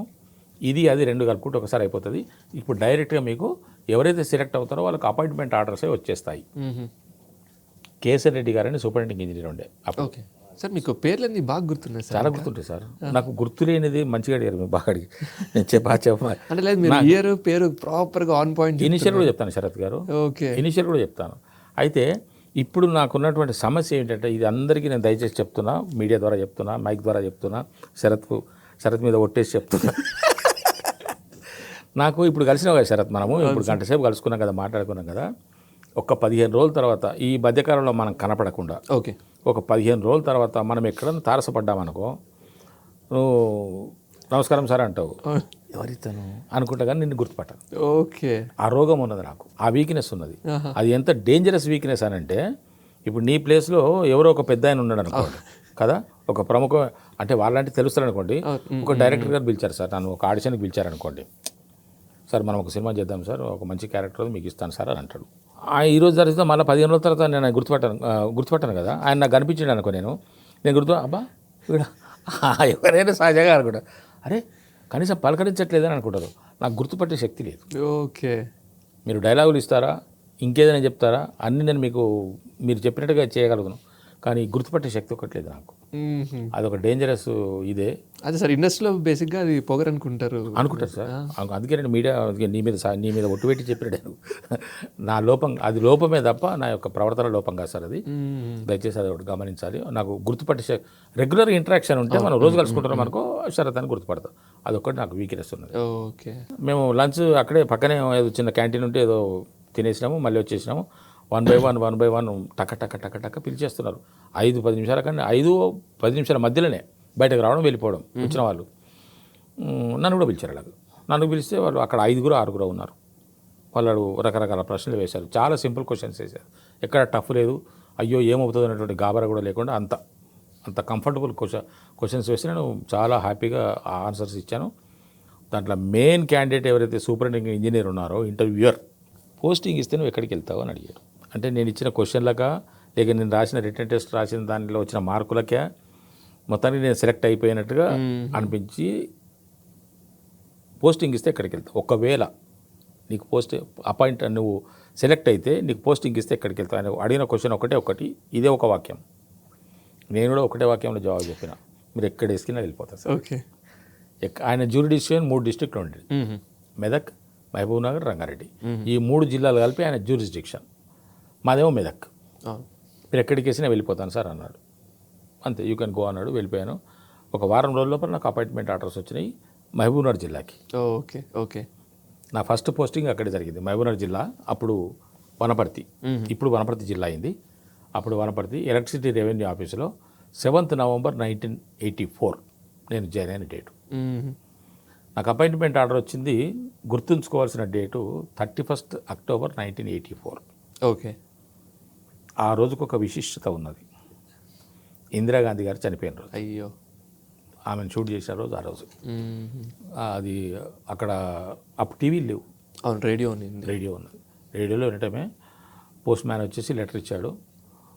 ఏదో లెటర్ వచ్చింది బాబు నీకు అని చెప్పేసి ఓపెన్ చేసి చూస్తే అది నాకు అపాయింట్మెంట్ ఆర్డర్, ఐఎల్డీసీగా సెలెక్ట్ అయ్యాను, ఈఆర్ఓ వనపర్తిలో నీకు పోస్టింగ్ ఇచ్చినామని చెప్పేసి అన్నారు. నేను ఒక 7 days గ్యాప్ తీసుకొని 7th రోజున వెళ్ళి జాయిన్ అయిపోయాను. అది నా ఫస్ట్ పోస్టింగ్ అక్కడ. నేను 18 years పనిచేసి అక్కడ. సార్, స్టార్టింగ్ శాలరీ ఎంత ఉంది సార్? అప్పుడు నాకు అప్పుడు చాలా తక్కువ, 490 బేసిక్ ఉండే. ఆ డిఏ, హెచ్ఆర్ఏ, ఈ బేసిక్ పే ఇవన్నీ కలుపుకుంటే నాకు 830 రూపాయలు వచ్చినాయి. 830 ఫస్ట్ సాలరీ పర్ మంత్. నేను రిటైర్ అయ్యేటప్పటికి నాకు 65,000 అయింది. 27 years 3 months పనిచేసిన. ఓకే. ఇంకొక 3 months పనిచేస్తే నాకు ఫుల్ పెన్షన్ వచ్చేది. ఇప్పుడు పెన్షన్ వస్తుంది అంటే దాంట్లో ఇయర్స్ 28 years పనిచేస్తే అర్థమైంది సార్. ఒక 5 years అడిషనల్ క్వాలిఫైయింగ్ సర్వీస్ కలిపేసి 33 years వేసి ఫుల్ శాలరీ ఇస్తారు. ఓకే. సపోజ్ 27 years 6 months ఉన్నదనుకోండి, దాన్ని కంప్లీటెడ్ ఇయర్ కిందకి తీసుకొని యాడ్ చేసేవాళ్ళు. నేను 27 years 3 months పనిచేసిన కాబట్టి నాకు ఫుల్ పెన్షన్ రాదు. ఎందుకు సార్ అలా? మీరు వదిలేసారా వాలంటరీ రిటైర్మెంట్? రిటైర్ అయ్యాను నేను. ఓకే. ఆయన నాకు సన్మానం చేసి పంపించారు నిజంగానే మా సంస్థ. నిజాయితీ నువ్వు అన్నట్టుగా శరత్, నువ్వు ఎందుకన్నావో మరి, వాంటెడ్ అన్నావా, ప్రిపేర్ అయ్యానావా, అన్ఎక్స్పెక్టెడ్గా అన్నావా, ప్రిపేర్ అయ్యా అని ఉంటావు అనుకుంటున్నావు. అయితే నిజాయితీ ఎక్కడైనా పనిచేస్తాను సార్. చెప్పాను కదా, నేను వ్యాపారం చేసినప్పుడు అంత చిత్తశుద్ధితోని నిజాయితీగా పనిచేశాను. నాకు 1,00,000 అవకతవకలకు ఛాన్స్ ఉన్నా కూడా I never went to that way. ఈ నా ఆఫీస్లో కూడా సార్, నేను అదే ఇప్పుడు ఇందాక చెప్తూ ఆగిపోయినట్టున్నా, ఒక అనుకోని పరిస్థితుల్లో ఒక 1/2 hour కనుక నేను ఆఫీస్కి లేట్గా వస్తే 1 hour కంపెన్సేషన్ చేసేవాడిని. ఓకే. 1 hour 5 o'clock అందరు వెళ్ళిపోతే నేను 6 o'clock వరకు ఉండేవాడిని, పని లేకపోయినా. అది నా డ్యూటీ అనుకునేవాడిని. ఇంకా డీప్గా పోతే అసలు ఇది ఎవరు క్యాలిక్యులేషన్ కూడా చెయ్యరు. నేను ప్రతి మినిట్ నా శాలరీ క్యాలిక్యులేషన్ చేసుకునేవాడిని సార్. ఓకే. Every minute. ఒకసారి ఒక అతను వచ్చిండు నా దగ్గరికి, కొంచెం డ్యూటీలు ఎగ్గొట్టడం అవన్నీ కొంచెం నేను అడ్మినిస్ట్రేషన్లో పనిచేశాను సార్. అడ్మినిస్ట్రేషన్లో పనిచేసి సర్వీస్ రిజిస్టర్స్ మెయింటైన్ చేసేవాడిని. అప్పుడు డివిజన్ ఆఫీసు వనపర్తిలో ఉన్నప్పుడు ఓఎండ్ఎం స్టాఫ్ సర్వీస్ రిజిస్టర్స్ చూశాను. ట్రాన్స్ఫర్స్, పోస్టింగ్స్, ఈ ఛార్జ్ షీట్లు, మెమోలు ఇవన్నీ నాకు. ఇంకోటి మన స్వభావానికి తగ్గట్టుగా నా స్వభావం నేను కొంచెం డిసిప్లిన్గా, సిస్టమేటిక్గా, ప్లాన్డ్గా ఉంటాను కాబట్టి నాకు అదృష్టవశాత్తు ఎంటైర్ సర్వీస్లో శరత్ నాకు నా మెంటాలిటీకి తగ్గ సీట్లే దొరికినాయి. ఓకే. కొంతమంది కావాలంటే ఎట్లయినా సహజంగా కొంతమంది ఎట్లా అక్కడ ఇక్కడ కొంతమంది మనకు వేరే భావంతో చూసే వాళ్ళు ఉంటారు. కొంత కక్షతోనో, అసూయతోనో, ద్వేషంతోనో, ఒక రకమైనటువంటి సాధింపుతోనో చూద్దామనేటువంటి కొంతమంది. ఇప్పుడు మన పక్క సీటు అతనే ఉన్నాడు, పదవయ టీ తాగొద్దాం పద అంటాడు. కావాలంటే ఇక్కడికి తెప్పించుకొని టీ తాగని నేను రాననేవాడిని. సీట్లోంచి లేచేవాడిని కాదు శరత్. నేను కొన్ని విషయాలు చెప్పుకుందాం. ఇవి అంటే ఇవి ఎవరిని ఉద్దేశించి చెప్పే కావు. ఇప్పుడు మనం మాట్లాడుకోవటానికి దొరికిన విషయాలు, కొత్తవేం కావు. సీట్లో కూర్చున్నాను అంటే నేను దీనికి తప్ప దేనికి లేవాను. లంచ్ అవర్ వరకు, లంచ్ అవర్లో వెళ్ళాను అంటే, లంచ్ చేసుకొని వచ్చినాను అంటే ఆఫీస్ అవర్స్ అయిపోయేంత వరకు సీట్లోంచి కదలను. లక్కీగా నాకు వచ్చిన సీట్లు, నేను చేసిన సీట్లు కూడా ఎటువంటివి అంటే వాళ్ళకు పని ఉన్నా కూడా నా దగ్గరికి వచ్చేవాళ్ళు. ఓకే. ఇంటర్కంలో మాట్లాడుకునే వాళ్ళం. నేను అక్కడ నువ్వెందుకు వచ్చినావు బాస్, నేను వస్తుంటే కదా, నాకన్నా పెద్దవాళ్ళు. ఓకే. చెప్పాల్సిన విషయం ఇది. అంటే అంత గౌరవం నాకు దొరికింది. ఎన్నో రకాలుగా ఉంటాయిలే ఆఫీసులో వ్యవహారాలు, ఎక్కడైనా ఉంటాయి అవి. కానీ నేను నిజాయితీగా ఇప్పటికీ నన్ను ఇష్టపడేవాళ్ళు. ఈ రోజుకు సార్ రిటైర్ అయ్యి నేను 2012 అంటే ఇప్పుడు 12 ఏళ్ళు అయిపోయింది, 11 సంవత్సరాలు నడుస్తున్నది. ఇప్పటికీ నేను మా ఆఫీసులో అడుగు పెడితే నా శరీరం పులకరిస్తుంది. ఆనందం ఉరుకుతాను. ఓకే. అంత హ్యాపీగా అనిపిస్తుంది. ఆఫీస్కి వెళ్తే అందరూ నన్ను ఇప్పటికీ గుర్తుపడతారు. పాత వాళ్ళు, కొత్త వాళ్ళు, ఇప్పుడు వచ్చిన వాళ్ళు తెలియదు, పాత వాళ్ళు అందరూ గుర్తుపడతారు. నన్ను గుర్తుపడి చాలా ఆనందంగా, చాలా సంతోషంగా, సార్ మీరేంటి సార్ అన్నాడు. అంత అంటే నన్ను చూస్తే గౌరవభావమే కలుగుతుంది తప్ప, సారు కదా అని అనిపిస్తుంది తప్ప పీడపోయిందిరా బాబు అది లేదు, ఎప్పుడు లేదు. కరెక్ట్. ఎప్పుడు లేదు, నేను ఎప్పుడు చేయలేదట. ఇంకా నాకున్నటువంటి కొన్ని స్వభావాలు నాకు అపకీర్తిని కూడా తెచ్చిపెట్టాయి శరత్. నాకు అలవాటు ఎట్టున్నదంటే, ఇప్పుడు మన ఇద్దరం కలిసి ఒక పని చేద్దామని అనుకున్నాం అనుకోండి. ఫర్ ఎగ్జాంపుల్ ఆఫీస్కి వెళ్దాం సార్ మనం రేపు సాయంత్రం అని అనుకున్నాం. రేపు సాయంత్రం వెళ్దామని అనుకున్నాం. నేను నీకు 15 సార్లు ఫోన్ చేస్తా, శరత్ ఎన్ని గంటలకు వెళ్దాం, ఓకే శరత్ ఎప్పుడు వెళ్తున్నాం, రెడీ అయినా వెళ్దామా, నేను అక్కడ రావాలా, నువ్వు అక్కడికి వస్తావా, మన ఇద్దరం కలిసి. ఇవన్నీ ఉంటాయి నా దగ్గర. అవును సార్, ఇంటర్వ్యూ కూడా అడిగిన వెంటనే మీరు ఇవే చెప్పారు. ఇవన్నీ ఉంటాయి సార్. అవును. ఆ లక్షణం ఇప్పుడు నాకు సినిమాలో కూడా వచ్చింది. కరెక్ట్. ఇది మంచిది కాదు. ఎందుకు సార్? ఏమండి షెడ్యూల్ ఎప్పుడు ఇస్తున్నారు, నాకు డేట్లు ఎప్పుడు ఇస్తున్నారు, నేను ఎందుకు అడగాలి,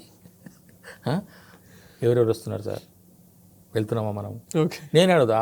వాళ్ళు చెప్పేంత వరకు వెయిట్ చేసి వాళ్ళు చెప్పినప్పుడు పోవాల్సినటువంటి పరిస్థితి నేనే అడుగుతా వాళ్ళని. అట్లా అది ఒక్కోసారి ఏమవుతుందంటే దురభిప్రాయం కలిగిస్తుంది.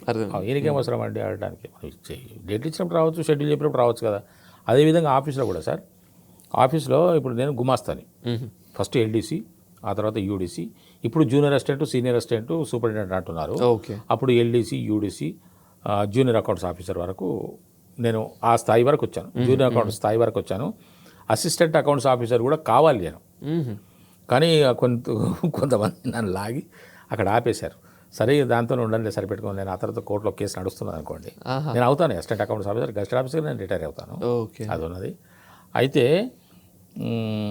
నేను ఇవి రిసిప్షన్ ఉంటుంది కదా మన, రిసిప్ట్స్ అండ్ డిస్పాచ్ అని అంటారు దాన్ని.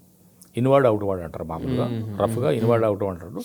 కాకపోతే రిసిప్ట్స్ అండ్ డిస్పాచ్ సెక్షన్ అంటే ఇప్పుడు బయట నుంచి వేరే ఆఫీసర్స్ కరెస్పాండెన్సెస్ మనకు వస్తాయి కదా, మనకు వచ్చిన వాటిని ఆఫీసర్ వాటిని అంటే సైన్ చేసేసి ఎవరెవరికి వెళ్ళాలో అవన్నిటికీ మార్క్ చేసి ఆయన పంపించేస్తే ఒక సెక్షన్లోకి వస్తాయి. ఆ సెక్షన్లోకి వచ్చిన తర్వాత ఈ పోస్ట్ ఆఫీస్లో మనకు ఉత్తరాలు హైదరాబాద్కు, మారేడుపల్లికి, కుక్కటిపల్లికి సాగ్రిగేట్ చేసినట్టుగా ఇవి కూడా సాగ్రిగేట్ చేసేసి వాళ్ళు ఒక్కొక్కరికి డిస్ట్రిబ్యూట్ చేసి పంపిస్తుంటారు. అవి వచ్చినప్పుడు మనం తీసుకోవాలి, వాటిని మనం అటెండ్ కావాలి. నేనేం చేసేవాడిని, వాళ్ళ దగ్గరికి పోయేవాడిని, నాకేమన్నా వచ్చినాయా, నా కాగితాలు నాకు ఇవ్వండి, మీరేంది సార్ మేము పంపిస్తాం తీసుకోపోండి సార్ అంటే, నువ్వు పంపించినప్పటికి వారం రోజులు అవుతుందా, ముందు నాకు ఇవ్వు, నా పేపర్ నాకు ఇవ్వు. ఇది నా లక్షణం సార్. ఇది కూడా ఏమనుకుంటుంది, ఇప్పుడు శరత్ ఒక దరఖాస్తు పెట్టుకున్నాడు, దేనికోసం పెట్టుకున్నాడు, ఆ సంగతి నాకు తెలియదు. ఆ సంగతి నాకు తెలియదు. నేను మామూలుగా వాళ్ళ దగ్గరికి పోయినా, నా పేపర్ నాకు ఇవ్వండి, నాకు పేపర్ దాంట్లో షరత్ అప్లికేషన్ ఉన్నది. అమ్మ షరత్ అప్లికేషన్ కోసం అడుగుతున్నాడు ఈయన అనుకునే అవకాశం ఉన్నది. అట్లా జరిగింది కూడా. Okay. What why is interested. అతను ఏంటంటే ఇక్కడికి వచ్చి ఆయన పేపర్ తీసుకొని పోయి వాటిని ఇమీడియట్గా దాన్ని అటెండ్ చేయడానికి కారణం ఏమిటి? కొన్ని దాచిపెట్టవలసినవి, కొన్ని లేట్గా చేయవలసినవి, కొన్ని ఆపుకోవలసినవి ఇవి ఉంటాయి. కొన్ని చేస్తారు కొంతమంది, కొంతమంది చేస్తారు. నేను ఎప్పుడూ అలా చేయలేదు. పక్షపాతం అనేది లేదు. అది ఏదైనా కానీ ఏమైనా కానీ అయితే పైకి వెళ్ళిపోవాలి, లేకుంటే కిందికి వెళ్ళిపోవాలి. నా టేబుల్ మీద ఒక పేపర్ కనపడదు, ఒక గుండు సూది కనపడదు. అసలు ఇప్పుడు ఆఫీస్కి రాక ఎన్ని రోజులు అనుకోవాలి. అట్లుండేవాడిని అంతా. నేను పక్కా ఇప్పటికీ ఈ ఇంటర్వ్యూ ఎవరు విన్నా కూడా నో అని ఒక్క మనిషిని చెప్పమనండి. ఓకే. రిటైర్ అయ్యి 12 ఏళ్ళు అయింది. నేను 12 ఏళ్ళ క్రితం సంగతి చెప్తున్నాను. 12 నుంచి 30 ఏళ్ళ క్రితం సంగతి చెప్తున్నాను. నేను ఎప్పుడు నేను పక్షపాతంతో కానీ అంటే నా చేతనైన వరకు ఒకటి బియాండ్ ది లిమిట్స్ కూడా నేను వెళ్తాను సార్. బియాండ్ ది లిమిట్స్ కూడా నేను వెళ్తాను. నిన్నగాక మొన్న భారీ వర్షం పడ్డది హైదరాబాద్. మా ఇంటి పక్కన ఒక పోల్ మీద ఒక 100-150 కేబుల్స్ ఉన్నాయి, వైర్లు, కనెక్షన్స్, డిఫరెంట్ కనెక్షన్స్. నేను హాల్లో కూర్చొని ఉన్నా, పేలింది పోలు, నా గుండె జల్లుమన్నది. మా ఇంట్లోనే షార్ట్ సర్క్యూట్ అయింది అనుకున్నాను నేను. ఓకే. ఎందుకంటే పక్కకి బాల్కనీకి ఆనుకొనే ఉన్నది పోల్. ఆ మెరుపులకి ఆ శబ్దానికి నా గుండె జల్లుమన్నది. మా ఇంట్లోనే మెయిన్లో ఏదో జరిగింది అని నిపురవలు వచ్చినాయి బాస్. ఓకే. నిపురవలు వచ్చినాయి. భయమైంది నాకు. చూస్తే మనది కాదు. వెంటనే నేను ఏం చేశాను, మనకు సంబంధించిన విషయం కాలేక వెంటనే నేను మా తెలిసిన ఫ్రెండ్కి ఫోన్ చేసి, తమ్ముడు ఈ విధంగా మన ఇంటి పక్కకి ఏ విధంగా, ఆయన తెలుసు మన ఇల్లు. ఓకే. ఈ పలానా దగ్గర పోల్ ఉన్నది, దాని మీద ఒక బాగా బంచ్ ఆఫ్ కనెక్షన్స్ ఉన్నాయి, దీన్ని అటెండ్ చేసేవాళ్ళు ఎవరు, నువ్వు ఎవరికో చెప్తే నేను వాళ్ళకి ఫోన్ చేసి చెప్తా అని చెప్పిన నేను. అంటే సరే సరేనా, ఆయన ఒక అతని నంబర్ ఇచ్చాడు. నేను అతనికి కాల్ చేసి నేను పరిచయం చేసుకో, మీరెవరు, మీకు నా నెంబర్ ఎట్లా వచ్చింది, ప్రశ్నలు వచ్చినాయి ఎక్కడి నుంచి. అది సహజమే, మా వాళ్ళకు అది అలవాటే. సరైన వాళ్ళ 3 మనుషులు పంపించండి ఆయన. పంపిస్తే వాళ్ళు వచ్చి చూసుకున్న తర్వాత ఇది కంప్లైంట్ ఇవ్వాలి సార్, కంప్లైంట్ ఇస్తే మేము అటెండ్ చేస్తామని. ఓకే. కంప్లైంట్ చేయకుండా అటెండ్ చేయవా? నేను చెప్పిన, తమ్ముడు నీ నోటీస్కి వచ్చింది కదా, నువ్వు సర్వీస్ చేయాల్సింది ఇక్కడే. కరెక్ట్. నీకు చేతనే ఇప్పుడు ఎట్లయినా నువ్వే చేయాలి కదా, కంప్లైంట్ ఇస్తే నువ్వే చేయాలి. అదే కంప్లైంట్ ఇవ్వకుండా కూడా నువ్వు నీ ఆఫీసర్ దృష్టికి తీసుకుపోయి, సార్ పలానా దగ్గర పలానా నా నోటీస్కి వచ్చింది, అక్కడ మొత్తం కేబుల్ మొత్తం చెడిపోయింది, వైర్ మొత్తం పాడైపోయినాయి, అక్కడ ప్రమాదకరమైన పరిస్థితి ఉన్నదని చెప్పేసి నువ్వు ఆఫీసర్ దగ్గరికి పోయి నువ్వు ఆ వైర్లో ఏటీఓ ఇంకా కావాల్సిన మందిలో తెచ్చుకొని చేసామనుకో, ఎవరు గమనిస్తున్నారని? దేవుడు గమనిస్తున్నాడు. కరెక్ట్. మీ డీఈ గమనించట్లేదు, నీ ఆఫీసర్ గమనించట్లేదు, నీ కన్జ్యూమర్ అని నేను గమనించట్లేదు అని అనుకుందాం, కానీ నువ్వు చేసే పనికి సాక్ష్యం ఎవరు? భగవంతుడు సాక్ష్యం. అటువంటి పని చేయాలి తమ్ముడు. చెప్పిన సార్ నేను ఈ విషయం, నేను ఆ విధంగా చేసేవాడిని, నా మనసుకు తోచి చేసేవాడిని సార్. ఇప్పటికైనా సరే సార్, ఏదైనా ఎవరికైనా అవసరం అనుకుంటే నేను ఒక 2 స్టెప్స్ అడ్వాన్స్గా ఉంటాను. ఇతరులకు సహాయం చేయడం అనేది నా దృష్టిలో గొప్ప వరం సార్. నాకు ఒక గొప్ప అవకాశంగా భావిస్తాను నేను. ఇతరులను ఆదుకోవాలన్నా, వారికి ఏదైనా ఉపకారం చేయాలన్నా, వారికి ఏదైనా సహాయపడాలన్నా, నా సేవలు వాళ్ళకి అవసరం పడతాయి అని అనుకుంటే నాకు అంతకు మించిన గొప్ప అవకాశం ఇంకోటి లేదనుకుంటా. ఇది దేవుడు నాకు ఇచ్చినటువంటి ఒక గొప్ప వరం అని కూడా అనుకుంటా. ఈ లక్షణాలు నాకు దాదాపుగా మా నాన్నగారి నుంచి వచ్చినాయి సార్. ఓకే. మా నాన్నగారు కూడా గొప్ప మనిషి సార్. మా నాన్నగారు మంచి తెలివితేటలున్న మనిషి. ఆయన హిందీ మాట్లాడితే ముస్లిమ్స్ చాలామంది ఆశ్చర్యపోయేవాళ్ళు. అరే ఏది, మా నాన్నగారి పేరు గౌరయ్ గౌడ్. क्या है गौरव साहब, आप इतना साफ बात कर रहे हैं हिंदी, अरे हमारे लोग भी इतना बात नहीं करते ना जी, साफ में అంటారు. అంటే ఇంత క్లియర్గా, ఇంత స్పష్టంగా హిందీ మాట్లాడుతున్నావు అని అనేవాళ్ళు అనమాట. అంత బాగా మాట్లాడేవారు. మా నాన్నకు డ్రైవింగ్ వచ్చేది. ఆయన నిష్ణాతుడు, చదువు ఒకటి తక్కువ చదువుకున్నాడు, సరిగా ఆయన అదృష్టం అంతే ఉన్నది కాబట్టి, కానీ మంచి తెలివిపరుడు, వెరీ గుడ్ వైజర్ సార్ మా నాన్నగారు. మా నాన్నగారి లక్షణాలు నాలో దాదాపుగా ఎక్కువ వచ్చినాయి. ఓకే. మేము 4 సంతానము, మగపిల్లలము, మాకు ఒక చెల్లె. ఓకే. నేను పెద్దవాడిని, నేను మా తర్వాత 3 తమ్ముళ్ళు, మధ్యలో మా చెల్లెలు. 5లో 3వ వ్యక్తి మా చెల్లెలు. అందరినీ కూడా ఆయన చాలా బాగా ఎడ్యుకేషన్ విషయంలో బాగా సపోర్ట్ చేశాడు, చదువుకోమన్నాడు. మంచి లక్షణాలు బాగా మాకు నేర్పించారు మా నాన్నగారు. ప్రతిదీ మంచి లక్షణాలు నేర్పించాడు. నా స్వభావం అట్లా వచ్చింది సార్. మీకు లైఫ్లో ఒక మూమెంట్ ఉంటుంది వేర్ సక్సెస్ సాధించాను నేను అన్న మూమెంట్ ఫస్ట్ ఎప్పుడు వచ్చింది మీకు? నా దృష్టిలో సక్సెస్ అనేది ఏమీ లేదు సార్. కాకపోతే సినిమాల మీద సినిమాలు చేయటము, ఒక సినిమా బాగా చేసామని అనుకోవటం, ఆ సినిమా హిట్ అవ్వడం అనేది జరుగుతున్నది. దానికి సక్సెస్ అని కానీ బ్రేక్ అని కానీ మన వాళ్ళు ఏదేదో అంటుంటారు. దాన్ని ఏమంటారంటే స్ట్రేచర్ అని కానీ అంటుంటారు. కానీ నేను వాటిని ఏవిటిని కూడా నేను దృష్టిలో పెట్టుకోను సార్. ఓకే. నేను ఒక పని చేస్తున్నాను, ఆ పని చేస్తూ వెళ్తున్నాను. ఆ పనిలో నాకు ఒక పండు దొరికింది, తింటున్నాను, అంతే అనుకుని వెళ్తాను. కానీ సార్ నేను ఈవెన్ నవ్వు నేను ఒక సినిమా నటుడిని అనేటువంటి భావన నా లోపల లేదు సార్. అంటే ఇప్పుడు ఇన్ని సినిమాలు చేస్తూ మీరు ఆ మాట అంటే గుర్తొచ్చేసాను నాకు. నిన్న రాత్రి నేను ఒక షూటింగ్లో ఉండి వెళ్ళలేకపోయాను. మ్యాడ్ స్క్వేర్ యొక్క ఫంక్షన్ సార్. అవును సార్, ఎన్టీఆర్ గారు మాట్లాడారు మీ గురించి. ఏం చెప్పారు సార్, నేను ఎంత పరవశించి మాట్లాడండి ఆయన. కరెక్ట్. మురళీమోహన్ గారు ఒకనొక సభలో మీకు నేషనల్ అవార్డు వస్తుందండి తప్పకుండా, నేను చెప్తున్నాను మీకు అన్నాడు. ఎంత హ్యాపీ అవుతండి.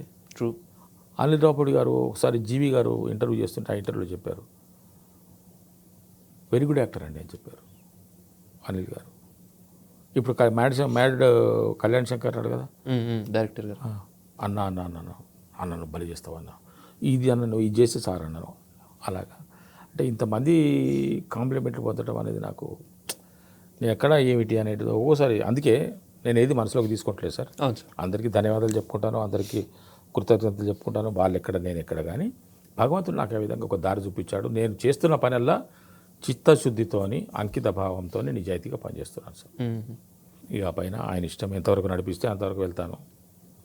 నేను ఒక మనిషిగా ఆలోచిస్తాను కాబట్టి నా జీవితం ఇంకెంతో కాలం ఉన్నదని అయితే నేను అనుకోను. ఎందుకంటే మనం at the end of my age, end of my life, ఇదేదో జరుగుతున్నది, ఇది మనం ఆమోదించాలి, ఆస్వాదించాలి. ఆ విధంగా నేను ముందుకు వెళ్తున్నాను, నాకు తోచినంత వరకు చేస్తున్నాను. ఈ మధ్య 1-2 సినిమాలు చేశాను సార్, 2 సినిమాలు చేశాను. ఆ 2 సినిమాలు నేను అనుకున్నట్టుగా వస్తే, ఇంతకుముందు నేను అన్నట్టుగా ఒక ప్రముఖ నటుడుగా, ఒక ప్రతిభావంతమైన నటుడుగా అనిపించుకోవాలనేటువంటి కోరిక నాకు ఉన్నది అని చెప్పేసి నేను అన్నట్టుగా ఆ 2 సినిమాల ద్వారా అది నెరవేరొచ్చని నేను అనుకుంటున్నాను. చేస్తున్నాను. ఎప్పుడు వస్తాయో అలా వస్తాయో తెలియదు. చిన్న సినిమాలు కొంచెం కష్టంగా సార్. కాకపోతే దాంట్లో మనకు క్యారెక్టర్స్ మంచిగా దొరుకుతాయి. నేను మనసు పెట్టి చేసిన క్యారెక్టర్లు 2 కూడా అంత బాగా వచ్చినాయి సినిమాలు. Waiting for release. Okay. So సినిమాల గురించి మాట్లాడుతున్నాం కదా. సో ఇప్పటివరకు మీరు చేసిన సినిమాలు నేను ఒక్కొక్కటి పేరు చెప్తాను, అందులోంచి ఒక డైలాగ్ లేదా అందులోంచి ఏం నేర్చుకున్నారు, ఏదైనా ఒక గుడ్ డైలాగ్ చెప్పాను కానీ దాని నుంచి ఏం నేర్చుకున్నారంటే చెప్తాను. డన్ సార్, ఎనీథింగ్ ఆ సినిమాకి సంబంధించి మీరు ఏ చెప్పినా ఓకే. సో ఫస్ట్ మూవీ డీజేటీలు నాకు అనుకోని పరిస్థితుల్లో, ఇక్కడ ఇంకో విషయం చెప్పాలి శరత్ గారు, గమ్మత్తుగా 2017 నుంచి నేను సినిమా ఆఫీసుల చుట్టూ తిరగడం ప్రారంభించాను. ఓకే. 2017 నుంచి 2012 నుంచి 16 వరకు అడపదడప సీరియల్స్ చేస్తూ వచ్చాను. ఒక్క సీను, ఒక్క డైలాగు మాత్రమే ఉన్న క్యారెక్టర్లు చేస్తూ వచ్చాను. ఎక్కడ నాకు ఫుల్ లెంత్ క్యారెక్టర్ ఎవరు ఇవ్వలేదు. 1-2 సార్లు జీ ఆఫీస్కో లేకుంటే ఇంకో ఆఫీస్కో మా ఆఫీస్కో అవి మన ఫొటోస్ నా పోర్ట్ఫోలియో పంపించిన, ఐ మీన్ అది బయట అది పంపించినా కూడా రిజెక్ట్ చేశారు వాళ్ళు. ఓకే. వాళ్ళ కారణాలు వాళ్ళకు ఉండొచ్చు. నేను ఆశపడ్డాను, ఎందుకంటే ఇక్కడ నుంచి వీళ్ళు ఫుల్ సపోర్ట్ చేశారు నాకు. ఈ సినిమాలో పెద్ద క్యారెక్టర్ సార్, ఈ సీరియల్లో పెద్ద క్యారెక్టర్ సార్, మంచి క్యారెక్టర్ సార్, మీరు దీంతో మీకు ఒక 3-4 సంవత్సరాలు మీకు క్యారెక్టర్ వస్తాయి సార్ అని చెప్పినవి అక్కడికి వెళ్ళిన తర్వాత జీ వాళ్ళే ఎక్కువ రిజెక్ట్ చేశారు. ఓకే. మాకి ఒకసారి ఏమో పోతే అక్కడ దాకా పోలేదు, కానీ రిజెక్ట్ అయింది మాత్రం ఓన్లీ ఫ్రమ్ జీ తెలుగు వాళ్ళు రిజెక్ట్ చేశారు. వాళ్ళ కారణాలు వాళ్ళకు ఉండొచ్చు. నేనేం నర్వస్ కాలేదు, కానీ ఆశపడ్డాను అది దొరికితే బాగుండేది. అప్పుడు నాకున్న పరిస్థితి అది సార్. కరెక్ట్. అప్పుడు నాకున్న పరిస్థితి ఏమంటే సీరియల్స్లో ఫుల్ లెంత్ క్యారెక్టర్ దొరకాలి, ఒక 3-4 సంవత్సరాలు మనకు టైంపాస్ అవుతుంది. టైంపాస్ నా దృష్టిలో. సినిమాల్లో నాకు ఎటువంటి దారి లేదు, సినిమాలకు వెళ్ళడానికి నాకు ఎంట్రీయే లేదు. అటువంటిప్పుడు సినిమా నటుడిని అవ్వడం అవ్వాలన్న కోరిక ఉన్నా కూడా అవదేమో లేని అనుకున్నాను. కాకపోతే 1-2 డైరెక్టర్లు నాకు చెప్పడం వల్ల సినిమాల వైపు, ఆఫీస్ వైపు వెళ్తే నాకు ఈ డీజేటీలు సినిమా ఇన్ని తిరుగుతుంటే సార్, నిజంగా చెప్తున్నాను, కొన్ని వందల ఆఫీసుల చుట్టూ తిరిగి ఉంటాను. ఒక 2-3 సంవత్సరాలు. ఒక చోట ఆఫీస్ ఓపెన్ అయింది, ఒక చోట ఒక అనౌన్స్మెంట్ అయ్యింది, ఒక చోట ఒకటి ఆఫీస్ పెట్టారు అంటే చాలు వెళ్ళిపోయేవాడిని, ఫోటో ఇచ్చేవాడిని, వాళ్ళతో కలిసే అవకాశం ఉంటే కలిసేవాడిని, కలిసే అవకాశం లేకపోతే ఒక 10 నిమిషాలు అక్కడే ఉండి వచ్చేవాడిని. ఓకే. చిత్రంగా ఏ ఒక్క సినిమాలో నాకు అవకాశం రాలేదు సార్, ఏ ఒక్క సినిమాలో నాకు రాలేదు. ఇప్పుడు చేస్తున్న సినిమాలు, మీకు నేను కనిపిస్తున్న సినిమాలు అంటే ఒక 4 సినిమాల్లో మాత్రమే వచ్చింది నాకు అవకాశం. బిగినింగ్లో ఆగడు సినిమాలో గుంపులో ఉంటాను, కంపెనీ సెక్రటరీ, కంపెనీ ఆర్టిస్ట్గా. మహేష్ బాబు గారి వెనకాల ఉంటాను, కంపెనీ ఆర్టిస్ట్గా. బ్రహ్మోత్సవం సినిమాలో మహేష్ బాబు గారి దగ్గర ఉంటాను, ఆయన పక్కనే ఎక్కడో గుంపులో. తర్వాత రంగస్థలం సినిమాలో ఉంటాను, జగపతి బాబు గారి వెనకాల. ఓకే. తర్వాత ఇంకొక సినిమా ఏదో ఉన్నా సార్, కృష్ణరాజు గారి సినిమా ఒకటి ఉన్నది. ఇంకొక మొత్తం ఈ 4 సినిమాలే. ఈ 4 సినిమాలకే నాకు ఆఫీసు నుంచి పిలుపు వచ్చింది. ఓకే. దేనికి? ఒక కంపెనీ ఆర్టిస్ట్గా క్రౌడ్లో ఉండటానికి. వీటికి వెళ్ళని పనిచేశాను. ఇక ఆ తర్వాత ఇప్పుడు నేను చెప్తున్న సినిమాలు కానీ, చేసిన సినిమాలు కానీ, రేపు రిలీజ్ అవ్వబోయే సినిమాలు కానీ ఏవి కూడా నేను ప్రయత్నం చేయకుండా వచ్చినాయి. డీజే టిల్లు నుంచి మొదలనుకోండి. ఓకే. కాల్స్ రావడము, సెలెక్ట్ కావడము, సినిమాలు చేయడం. అంతకుముందు నేను ఏ ఆఫీస్కి పోయి ప్రాధాన్యపడ్డానో, ఏ ఆఫీస్కి పోయి ఒక్క విషయం ఇవ్వండి సార్, ఒక చిన్న క్యారెక్టర్ ఇవ్వండి సార్, ఒక్క డైలాగ్ ఇవ్వండి సార్ అని అడుక్కున్న సినిమా ఆఫీసులో నాకు ఏ ఒక్క ఆఫీస్ నుంచి కూడా నాకు సినిమా కాల్స్ రాలేదు. ఇప్పుడు అన్నీ అవే వాళ్ళంతా వాళ్ళే వస్తున్నారు. ఆ విధంగా నాకు డీజే టిల్లు ఏమన్నారు మీరు? డీజే టిల్లు నుంచి ఒక మెమరబుల్ మూమెంట్, ఒక డైలాగ్ ఏదైనా? డైలాగ్ కాదు కానీ మెమరబుల్ మూమెంట్ అంటే ఏంటి సార్? ఇప్పుడు నేను ఇంతకుముందు మీకు చెప్పాను, నేను ఒక 2 సినిమాలు చేసి ఉన్నాను సార్, అవి ఇప్పుడు రిలీజ్ అవుతాయి. దాంట్లో ఒక సినిమా నేను ఆల్రెడీ చేస్తున్నాను. ఓకే. అది ఇంకా ఒక షెడ్యూల్ ఉన్నది. ఆ షెడ్యూల్ కూడా వాళ్ళు దాదాపుగా పలానా రోజు నుంచి పలానా రోజు వరకు ఉంటుందని చూచాయిగా చెప్పారు, కన్ఫర్మ్ అవ్వలేదు. నాకు డీజే టిల్లు ఆఫీస్ నుంచి కాల్ వచ్చింది, ఇంటర్వ్యూ ఒకసారి ఆడిషన్కు రండి, మేము ఒక సినిమా ప్లాన్ చేస్తున్నాము రండి అని. ఆఫీస్కి వెళ్ళాను, ఆడిషన్ ఇచ్చాను. ఇచ్చిన తర్వాత వాళ్ళు సరే సార్ మేము మీకు మళ్ళీ అప్డేట్ చేస్తామన్నారు. మళ్ళీ ఒక 5 days తర్వాత మళ్ళీ పిలిచారు, మళ్ళీ వెళ్ళాను. మళ్ళీ వెళ్ళిన తర్వాత మళ్ళీ అప్పుడు 2 సీన్లు ఇచ్చారు, ఒకసారి ఇవి చెప్పండి అని చెప్పేసి అవి చేశాను. చేసిన తర్వాత షూటింగ్ త్వరలోనే ఉంటుంది సార్, ఆల్మోస్ట్ మొత్తం రెడీ అయిపోయినాము. జస్ట్ ఈ ఫాదర్ క్యారెక్టర్ కోసమే సెర్చ్ చేస్తున్నాము. మీరు దాదాపుగా మీరే ఉండొచ్చు, మీకు మేము చెప్తాం సార్, సంతోషమని వచ్చినాను. ఆ తర్వాత ఒక 3-4 daysకే, వితిన్ 3-4 days మళ్ళీ కాల్ చేసి ఆఫీస్కి పిలిచారు. అంటే ఆల్మోస్ట్ సెలెక్ట్ అయిపోయాను నేను. ఓకే. ఆఫీస్కి పిలిచారు. ఆఫీస్కి పిలిచేసిన తర్వాత సార్ ఫాదర్గా మీరు చేస్తారు సార్ ఈ సినిమాలో, మనకు షూటింగ్ 3 షెడ్యూల్ ఉంటుంది, ఇప్పుడు అని చెప్పారు. ఇప్పుడు అన్న మొదటి షెడ్యూల్కి నేను ఇంతకుముందు మీకు చెప్పిన సినిమా షెడ్యూల్ ఆ డేట్లు సేమ్ డేట్లు వచ్చినాయి. నెక్స్ట్ 2nd, 3rd అంటే ఓకే సార్, అంటే వీళ్ళు చేస్తారో చేయరో, ఈ సినిమా ఎటువంటిదో మనకు తెలియదు. నేను అక్కడ చేస్తున్న సినిమా నాకు కావాల్సిన సినిమా, మంచి క్యారెక్టర్ చేస్తున్న సినిమా. ఇప్పుడు అప్పటి వరకు మనకు వేషమే ఇవ్వని వాళ్ళు ఒక మెయిన్ క్యారెక్టర్ ఇచ్చేసి నన్నే భూతత్వంలో పెట్టి చూపిస్తుంటే నేను దానికి ఇంపార్టెన్స్ ఇస్తాను. ఇది బ్యానర్ పెద్దది కావచ్చు, వీళ్ళకి దాని మీద హోప్ ఉండొచ్చు, నా కెరీర్ మీద కూడా వాళ్ళకు హోప్ ఉండొచ్చు. వాళ్ళకి ముందే ఈ క్యారెక్టర్ ఎవరు చేసినా కూడా వాళ్ళకు మంచి ఫ్యూచర్ ఉంటుంది అనేది వాళ్ళ నమ్మకం. ఓకే. అది ఎవరు చేస్తారన్నది కాదు, ఇది ఎవరు చేసినా కూడా వాళ్ళకి మంచి గుర్తింపు వస్తుంది, ఆఫర్స్ వస్తాయని వాళ్ళకు నమ్మకం. ఆ విధంగా అంటే నేను ఫస్ట్ దానికి కొంచెం క్లాష్ వచ్చినట్టున్నాను సార్. మరి నేను దానికి అలాగా సార్, ఇది మెయిన్ క్యారెక్టర్ అండి, ఇది ఫాదర్ క్యారెక్టరు, మరి చూసుకోండి, మీరు ఆలోచించుకోండి అన్నాడు. డైరెక్టర్ ఉన్నాడు, అసోసియేట్ డైరెక్టర్ ఉన్నాడు, ఇద్దరు ఉన్నారు, ఆలోచించుకున్నారు. నేను ఓపెన్గా చెప్పేసిన, క్లాష్ వస్తే మాత్రం నేను చేయలేను సార్, మీరు వేరే డేట్లు ఇవ్వండి చేస్తాను, ఇవే డేట్లు ఆ డేట్తోనంటే మాత్రం I will give importance to that movie. Okay. సరే ఒక వారం రోజులు చెప్తామన్నారు. నేను ఆల్మోస్ట్ అది తీసుకోవాలనుకున్నాను నేను డిజిటల్కు వాళ్ళకి, ఎందుకంటే మనకి నేను ఖచ్చితంగా నేను ఏదైనా కూడా ఫ్రాంక్గా చెప్పేస్తాను. I like F word in English. Frank ఎందుకు నవ్వు? ఫ్రాంక్ అంటారు కదా, అందుకు క్యాచ్ చేసి ఆ విధంగా చెప్పాను. చెప్తే వాళ్ళు స్ట్రైట్గా చెప్తుండేది అని అనుకున్నారు. ఆ తర్వాత సరే సార్, మరి మేము ఒకసారి చెక్ చేసుకొని చెప్తాము, ఆ డేట్ ఏమిటో మీకు చెప్పండి అన్నాడు. నేను అవి నాకున్న డేట్లు ఆయన ఉజ్జాయింపు గారే చెప్పినా కూడా నేను పక్కాగా వీళ్ళకి అబే డేట్ అని చెప్పాను. నేను 10 రోజుల్లో మనకు 5 రోజులు ఉంటుంది సార్ అని అంటే కూడా ఆయన, నేను వీళ్ళకు 10 రోజులు నేను అక్కడే ఉన్నానని చెప్పాను. ఎందుకంటే 5 రోజులు 5 రోజులు ఏంటంటే సపోజ్ ఈయన డేట్ ఆయన డేట్ కూడా ఒకటి కావచ్చు, ఎవరి తలకాయ నొప్పులు ఎందుకని చెప్పేసిన. ఆ తర్వాత నేను మా ఊరికి వెళ్తుంటే మా ఊరికి అప్పుడు సంక్రాంతి పండుగ ఏదో ఉండే, బండి మీద నేను ఇప్పటికీ బండి నడుపుతా మంచిగా. ఇప్పుడు నువ్వు బండి బాప కూడా కార్లో నేను బండి మీద వస్తుంటాను అంటే నాకు ఇష్టం శరత్.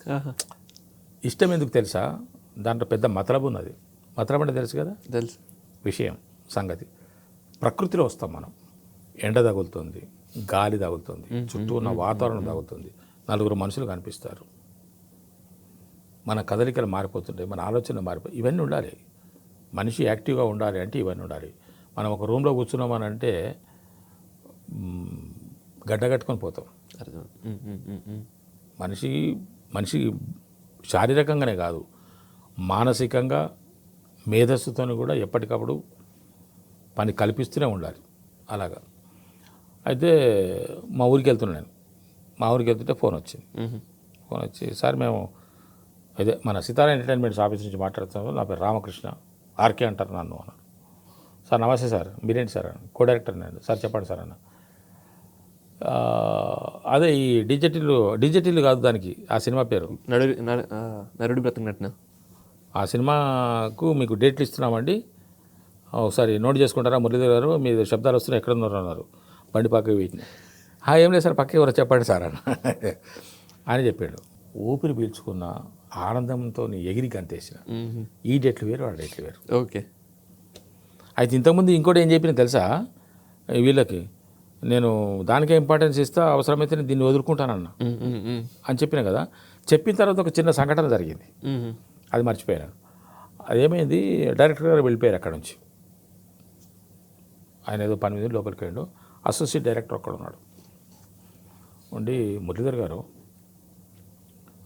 మీరేదో సినిమా చెప్తున్నారు, అది చిన్న సినిమా, మీకు మంచి క్యారెక్టర్ కావచ్చు, నేను చెప్పేది ఒకసారి వినండి మీరు. ఈ సినిమా సితారా ఎంటర్టైన్మెంట్స్ మీకు రిలీజ్ అవుతుంది, దీంట్లో మీది క్యారెక్టర్ పెద్దది, ఈ సినిమా హిట్ అవుతుంది. ఎందుకో ముందే చెప్పారు వాళ్ళు, ఈ సినిమా హిట్ అవుతుంది, ఈ ఫాదర్ క్యారెక్టర్కు మంచి గుర్తింపు వస్తుంది, మీరు ఒకసారి ఆలోచించుకోండి. ఇన్ కేసు డేట్లు కనుక క్లాష్ వస్తే, అది ఆల్రెడీ చేసి ఉన్నారు కాబట్టి అతన్ని మేనేజ్ చేసుకోండి, ఈ సినిమా మీరు చేసుకోండి అని అన్నాడు ఆయన. సరే నచ్చ చెప్తున్నాడేమో అనుకుని సరే సార్ అన్నట్టుగా అన్నాను. కానీ ఆయన కూడా అనుకున్నాడు, ఇంత చెప్పినా కూడా ఆయన అటువైపు చూస్తున్నాడు అని అనుకున్నాడు. లేకుంటే వాళ్ళకి మళ్ళీ డేట్లు కుదిరే తెలియదు, కానీ నా అదృష్టం బాగుందేమో తెలియదు. కానీ ఆ రెండు వేరు వేరు డేట్లు వచ్చినాయి. ఆ తర్వాత ఇది స్టార్ట్ అయింది. ఆ డీజే టిల్లులో నాకు ఆ వేషం రావడానికి కారణము, అంతకుముందు వాళ్ళ ఫాదర్ క్యారెక్టర్ కోసం కొంతమందిని ఆడిషన్ చేశారట. రకరకాల వ్యక్తులు చూశారు, వాళ్ళకి కావాల్సినటువంటి క్వాలిఫికేషన్స్, వాళ్ళకి కావాల్సినటువంటి ఎబిలిటీస్, వాళ్ళకి కావాల్సినటువంటి ఫీచర్స్లో ఎక్కడో ఒకటి రెండు తేడా వచ్చింది. కాబట్టి వాళ్ళు ఇంకా ప్రొలాంగ్ చేసుకుంటూ పెండింగ్ చేసుకుంటున్న సందర్భంలో, షూటింగ్ డేట్ దగ్గరికి వచ్చిన పరిస్థితుల్లో తరుణ్ భాస్కర్ గారిని ఏదో ఒక సందర్భంలో ఎవరో ఒకరు కలిసి, సార్ మాకు ఇట్లా ఒక క్యారెక్టర్ ఆర్టిస్ట్ కావాలి, ఒక ఫాదర్ క్యారెక్టర్కి ఒక ఆర్టిస్ట్ కావాలి, కొంచెం అది ఇది ఉన్న వ్యక్తి కావాలి, వెతుకుతున్నాం అని అంటే తరుణ్ భాస్కర్ గారు నా పేరు చెప్పారు. ఓకే, మురళీధర్ గౌడ్ తీసుకోండి. ఆ విధంగా నాకు కాల్ వచ్చింది. ఆ విధంగా తరుణ్ భాస్కర్ గారి పుణ్యమాని మనకు డిజిటల్లో వేషం వచ్చింది. ఓకే, దెన్ బలగం ఎలా వచ్చింది సార్? కరెక్ట్. ఈ బలగం సినిమాకి కూడా ఇండైరెక్ట్గా తరుణ్ భాస్కర్ గారు తీసినటువంటి ఇండైరెక్ట్గా తరుణ్ భాస్కర్ గారు కారణము. తరుణ్ భాస్కర్ గారు తీసినటువంటి ఒక పిట్ట కథలు అనే వెబ్ సిరీస్లో రాములా అనే ఎపిసోడ్లో ఎక్స్ ఎమ్మెల్యే రామచంద్ర క్యారెక్టర్ నాది. ఓకే, నేను దానికి 2 days పనిచేశాను. దాన్ని మన వేణు, మా తమ్ముడు వేణు, డైరెక్టర్ వేణు, ఎల్దండి వేణు, ఆయన చూశారట. చూసి నేనెవరు తెలియదు, అరే ఇతను బాగా చేస్తున్నాడు కదా. నేను బలగం సినిమా, అప్పుడు బలగం కాదు, ఇది కూడా గమ్మతున్నది, అప్పుడు సినిమా పేరు బలగం కాదు, ఏం పేరు తెలుసా? కొమరయ్య. ఓకే, ఆ ముసలి పేరు కొమరయ్య, మెయిన్ క్యారెక్టర్. అందుకని కొమరయ్యని పెట్టుకున్నారు వర్కింగ్ టైటిల్గా. అదే ఫిక్స్, ఏమనుకున్నా తెలియదు. కానీ నేను నా సినిమా తీస్తే ఇతన్ని ఆ అల్లుడి క్యారెక్టర్కి ఇతన్ని పెట్టుకోవాలని అతను మనసులో అనుకున్నాడు.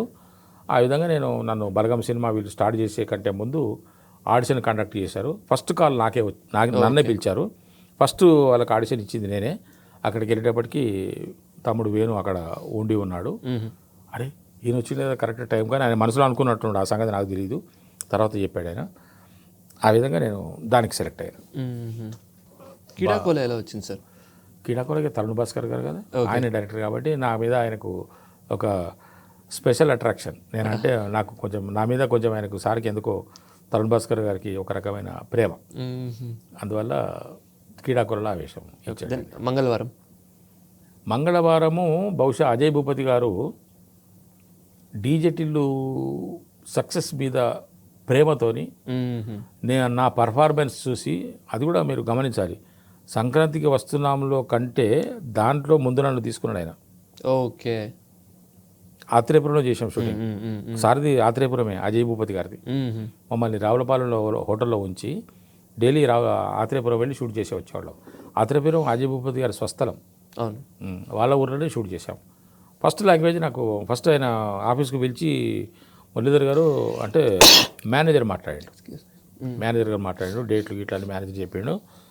నేను అజయ్ భూపతి గారిని చూడలేదు, లొకేషన్లో చూశాను. నేను చూసినప్పుడు ఆయన చెప్పిన మొట్టమొదటి మాట ఏంటంటే, మురళీధర్ గారు ఇది కొంచెం గోదావరి స్లాంగ్ మాట్లాడాలండి, మీరు ఎంత కంఫర్టబుల్ ఇచ్చింది తెలుసా ఆయన, మీరు మాట్లాడటానికి సాధ్యమైనంత వరకు మాట్లాడడానికి ప్రయత్నం చేయండి, మిగిలింది ఏదైనా ఉంటే మనం డబ్బింగ్ అప్పుడు చూసుకుందాము, ఇప్పుడు మాత్రం షూట్లో మీరు మాట్లాడు సార్ అని.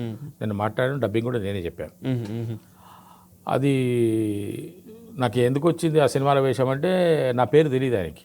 ఓకే, టిల్లు ఫాదర్ని పిలవండి ఓహో టిల్లు ఫాదర్ని పిలవండి అయ్యారంటే టిల్లు ఫాదర్గా అతనికి నేను నచ్చాను ఓకే అని అనుకున్నాను. ఆ విధంగా దాంట్లో నాకు ఇప్పటికీ చాలా మంది అని పిలుస్తారు కదా సార్. నన్ను ఇప్పుడు డిజిటల్ ఫాదరే అంటారు సార్. తక్కువ మంది బలగం నారాయణ అంటారు, డిజిటల్ ఫాదర్ అంటారు. డిజిటల్ అనేది ఒక తరము ప్రేక్షకులని ఆకట్టుకుంటే ఒక ట్రెండ్. బలగం సినిమా మాత్రం అన్ని తరాల వారిని ఆకట్టుకున్నది. పైగా ప్రపంచంలో బలగం ప్రపంచం మొత్తం చెప్పొచ్చు సార్. ఇది అతిశయోక్తి కాదు, ప్రేస్ చేయటం కూడా కాదు. బలగం లాంటి సినిమా ఇంతకుముందు రాలేదు సార్. ప్రపంచ చరిత్ర అని చెప్తే ఏమవుతుందో నాకు ప్రపంచ చరిత్ర గురించి తెలియదు, కానీ భారతదేశ చరిత్రను కూడా ఖచ్చితంగా చెప్పగలను. ఇక తెలుగు ఇండస్ట్రీ గురించి అయితే 100% చెప్పగలను. బలగం లాంటి సినిమా గతంలో రాలేదు, ఇక ముందు వస్తుందో రాదో నాకైతే డౌటే. దానికి కారణం ఏంటంటే సార్, ఏ సినిమా అయినా కూడా థియేటర్కి వెళ్ళి చూస్తారు ఆడియన్స్. ఇప్పుడు టెక్నాలజీ పెరిగింది కాబట్టి, ఇప్పుడు మనకు రకరకాలైనటువంటి సౌకర్యాలు వస్తున్నాయి కాబట్టి, ఇంట్లో హాయిగా బెడ్రూమ్లోనో హాల్లోనో భోజనం చేస్తూనో మాట్లాడుకుంటూనో సినిమా చూసే అవకాశం ఉంది. కానీ సినిమా థియేటర్లో చూసినట్టుగా ప్రేక్షకులందరూ మూకుమ్మడిగా ఒక ఊర్లో ఊరంతా చూడటం అనేది మీకు లేదు. తెరలేసుకొని చూసింది చాలా ఏళ్ళ తర్వాత జరిగింది. ఫ్యూచర్లో జరుగుతుందని నాకు నమ్మకం లేదు సార్. నేను ఇంతకుముందు ఒక 2 ఇంటర్వ్యూస్లో చెప్పాను. ఒక లవకుశ సినిమా 60 years బ్యాక్, ఒక మాయాబజార్ సినిమా 60 years బ్యాక్, ఒక 5 సంవత్సరాలు అటు ఇటు అనుకుందాం, 60ని మనం పెట్టుకుంటే శ్రీకృష్ణార్జున యుద్ధం, దేవదాసు, మల్లీశ్వరి ఇటువంటి సినిమాల వైపు వెళ్ళి మనం ఆలోచిస్తే బళ్ళు కట్టుకొని వచ్చి సినిమాలు చూసిన రోజులు. అప్పుడు ఒకటి అరా ఎక్కడెక్కడో థియేటర్లు ఉండేవి. ఒక టౌన్ లాంటి దానికి వచ్చేసి మధ్యాహ్నం ఎప్పుడు బయలుదేరి వచ్చి సాయంత్రం ఎప్పుడు బయలుదేరి వచ్చేసి ఫస్ట్ షో చూసి, లేకుంటే ఇళ్లలో వ్యవసాయ పనులు అవి చేసేసుకొని ఇంటికి వచ్చేసి భోంచేసి అప్పుడు బయలుదేరి సెకండ్ షోకు చూసి ఇలా వెళ్ళిన రోజులు ఉన్నాయి, బళ్ళు కట్టుకొని సినిమా థియేటర్కి వచ్చేసి. కానీ సినిమాని తమ ఊరికి తెప్పించుకునేది బలగం. అలాగా. And mad movie sir, mad మూవీకి ఆధారం డిజిటల్. ఓకే, కళ్యాణ్ శంకర్ గారు మ్యాడ్ తీయడానికి ప్లాన్ చేసుకుంటున్నారు. అంటే డిజిటల్లో కూడా కళ్యాణ్ శంకర్ గారు గోస్ట్ రైటర్. సినిమా చూసిన తర్వాత ఆయన కూడా బాగా హ్యాపీగా ఫీల్ అయ్యాడు. ఫాదర్ క్యారెక్టర్ భలే చేశాడు ఈయన, ఎవరబ్బాయి మురళీధర్ గౌడ్, ఎప్పుడు చూడలేదు అసలు, ఎక్కడ కనపడలేదు కదా. ఇప్పుడు చూస్తే అరే ఆగల్లో ఈయన, అరే ఈయన మురళీధర్ గౌడ్ అని ఇప్పుడు అనుకుంటున్నారు, కానీ అప్పుడు ఎవరికి తెలియదు కదా. అట్లా ఈయన ఎప్పుడు కనపడలేదు, ఎక్కడ కనపడలేదు, ఎవరబ్బాయి ఈయన ఇంత బాగా చేశాడు అని చెప్పేసి నేను అనుకున్నాడేమో. మ్యాడ్ సెట్స్కి వెళ్తున్నది, అది ఒక క్యారెక్టర్ క్రియేట్ చేశాడు ఆయన. క్రియేట్ చేసి నన్ను ఆఫీస్కు ఒకసారి నన్ను చూడటానికి పిలుచుకున్నారు సార్. 3-4 డైరెక్టర్లు, దాంట్లో టిల్లు స్క్వేర్ డైరెక్టర్ కూడా ఉన్నారు, శ్రీరామ్ మల్లిక్ గారు, కళ్యాణ్ శంకర్, సిద్ధు గారు, వీళ్ళందరూ కూర్చొని నన్ను ఆఫీస్కి పిలిచి అరే రండ్రా ఇది అనరా చూడరా వచ్చిండ్రా మా ఫాదర్ అని చెప్పేసి సిద్ధి పిలుచుకొని చూపిస్తే అప్పుడు కళ్యాణ్ శంకర్ గారు ఉండి సార్ నా సినిమాలోకి వచ్చిన క్యారెక్టర్ సార్, క్యారెక్టర్ లేదు మీరు ఉండాలని చెప్పేసి నేను పెట్టుకుంటాను సార్, ఒక క్యారెక్టర్ రాసుకుంటా చేయాలి సార్ అని, తప్పకుండా చేస్తాను సార్ అని. ఆ విధంగా మ్యాడ్లో ఎంట్రీ దొరికింది. దాంట్లో కూడా ఒకటే ఒక సీన్ రాసుకున్నాడు పాపం కళ్యాణ్ గారు. టైం బాగుంటే అన్నీ నడుస్తాయి సార్. ఓకే. దాన్ని ఆ రష్ను చూసిన ప్రొడ్యూసర్ గారు చిన్నబాబు గారు, అరే ఆయనకి ఇంకో సీన్ పెట్టవా, ఇంకో సీన్ పెట్టి ఇంకో సీన్ చేయాలి. ఆ విధంగా ఇంకో సీన్ వచ్చింది, ఆ సీన్కు లింక్ ఇంకో సీన్ వచ్చింది. అట్లా మ్యాడ్లో 3 సీన్లతోని అదైంది సార్. ఇక మరి చిన్నబాబు గారికి ఏమనిపించిందో, డైరెక్టర్ గారికి ఏమనిపించిందో, మ్యాడ్ స్క్వేర్లో కొంచెం నాకు దానికన్నా కొంచెం లెంత్ పెంచి నన్ను గోవా దాకా తీసుకుపోయి నేను ఎక్కడికి పోయినా కూడా హోటలు లొకేషన్ తప్ప నాకు ఇంకా వేరే ఏమి ఉండదు. అయినా పోయి వచ్చడం. ఆ విధంగా మ్యాడ్ స్క్వేర్లో వచ్చింది వేషం. పార్ట్ 3లో మీది పెద్ద క్యారెక్టర్ అంటున్నారు, ఎవరన్నారు? విన్నాం సార్ బేసిక్గా. కావచ్చు, ఓకే, ఛాన్సెస్ దేర్, అవకాశం. దెన్ ఈ 2 సినిమాలు కలిపి అడుగుతాయి సార్. సంక్రాంతికి వస్తున్నాం, భగవత్ కేసరి. అది అనిల్ రావుపూడి గారి పుణ్యమే. ఆ 2 సినిమాలు చేయడానికి కేవలం అనిల్ రావుపూడి గారి పుణ్యం. ఆయన యొక్క సహృదయత, ఆయన యొక్క మంచితనము, ఆయనకు నా పట్ల ఉన్న నమ్మకము, నేను ఆయన పట్ల చూపించిన అనుకువ ఆదరణ, ఆయన నేను చాలా గౌరవిస్తాను. ఇప్పుడే కాదు, నాకు ఆయన సినిమాల్లో వేషాలు ఇవ్వకపోయినా అటు చెప్తున్నా, ఇవ్వకపోయినా ఎప్పటికైనా నేను గుర్తుంచుకునే వ్యక్తులు ఒక 4 ఉంటారు. ఓకే శరత్, 4 ఎవరంటే, నన్ను మొట్టమొదటిసారి మూవీ కెమెరా ముందు పెట్టింది నా తమ్ముడు లాంటి వ్యక్తి యాదకాశి అని, ఇప్పుడు లేరు ఆయన.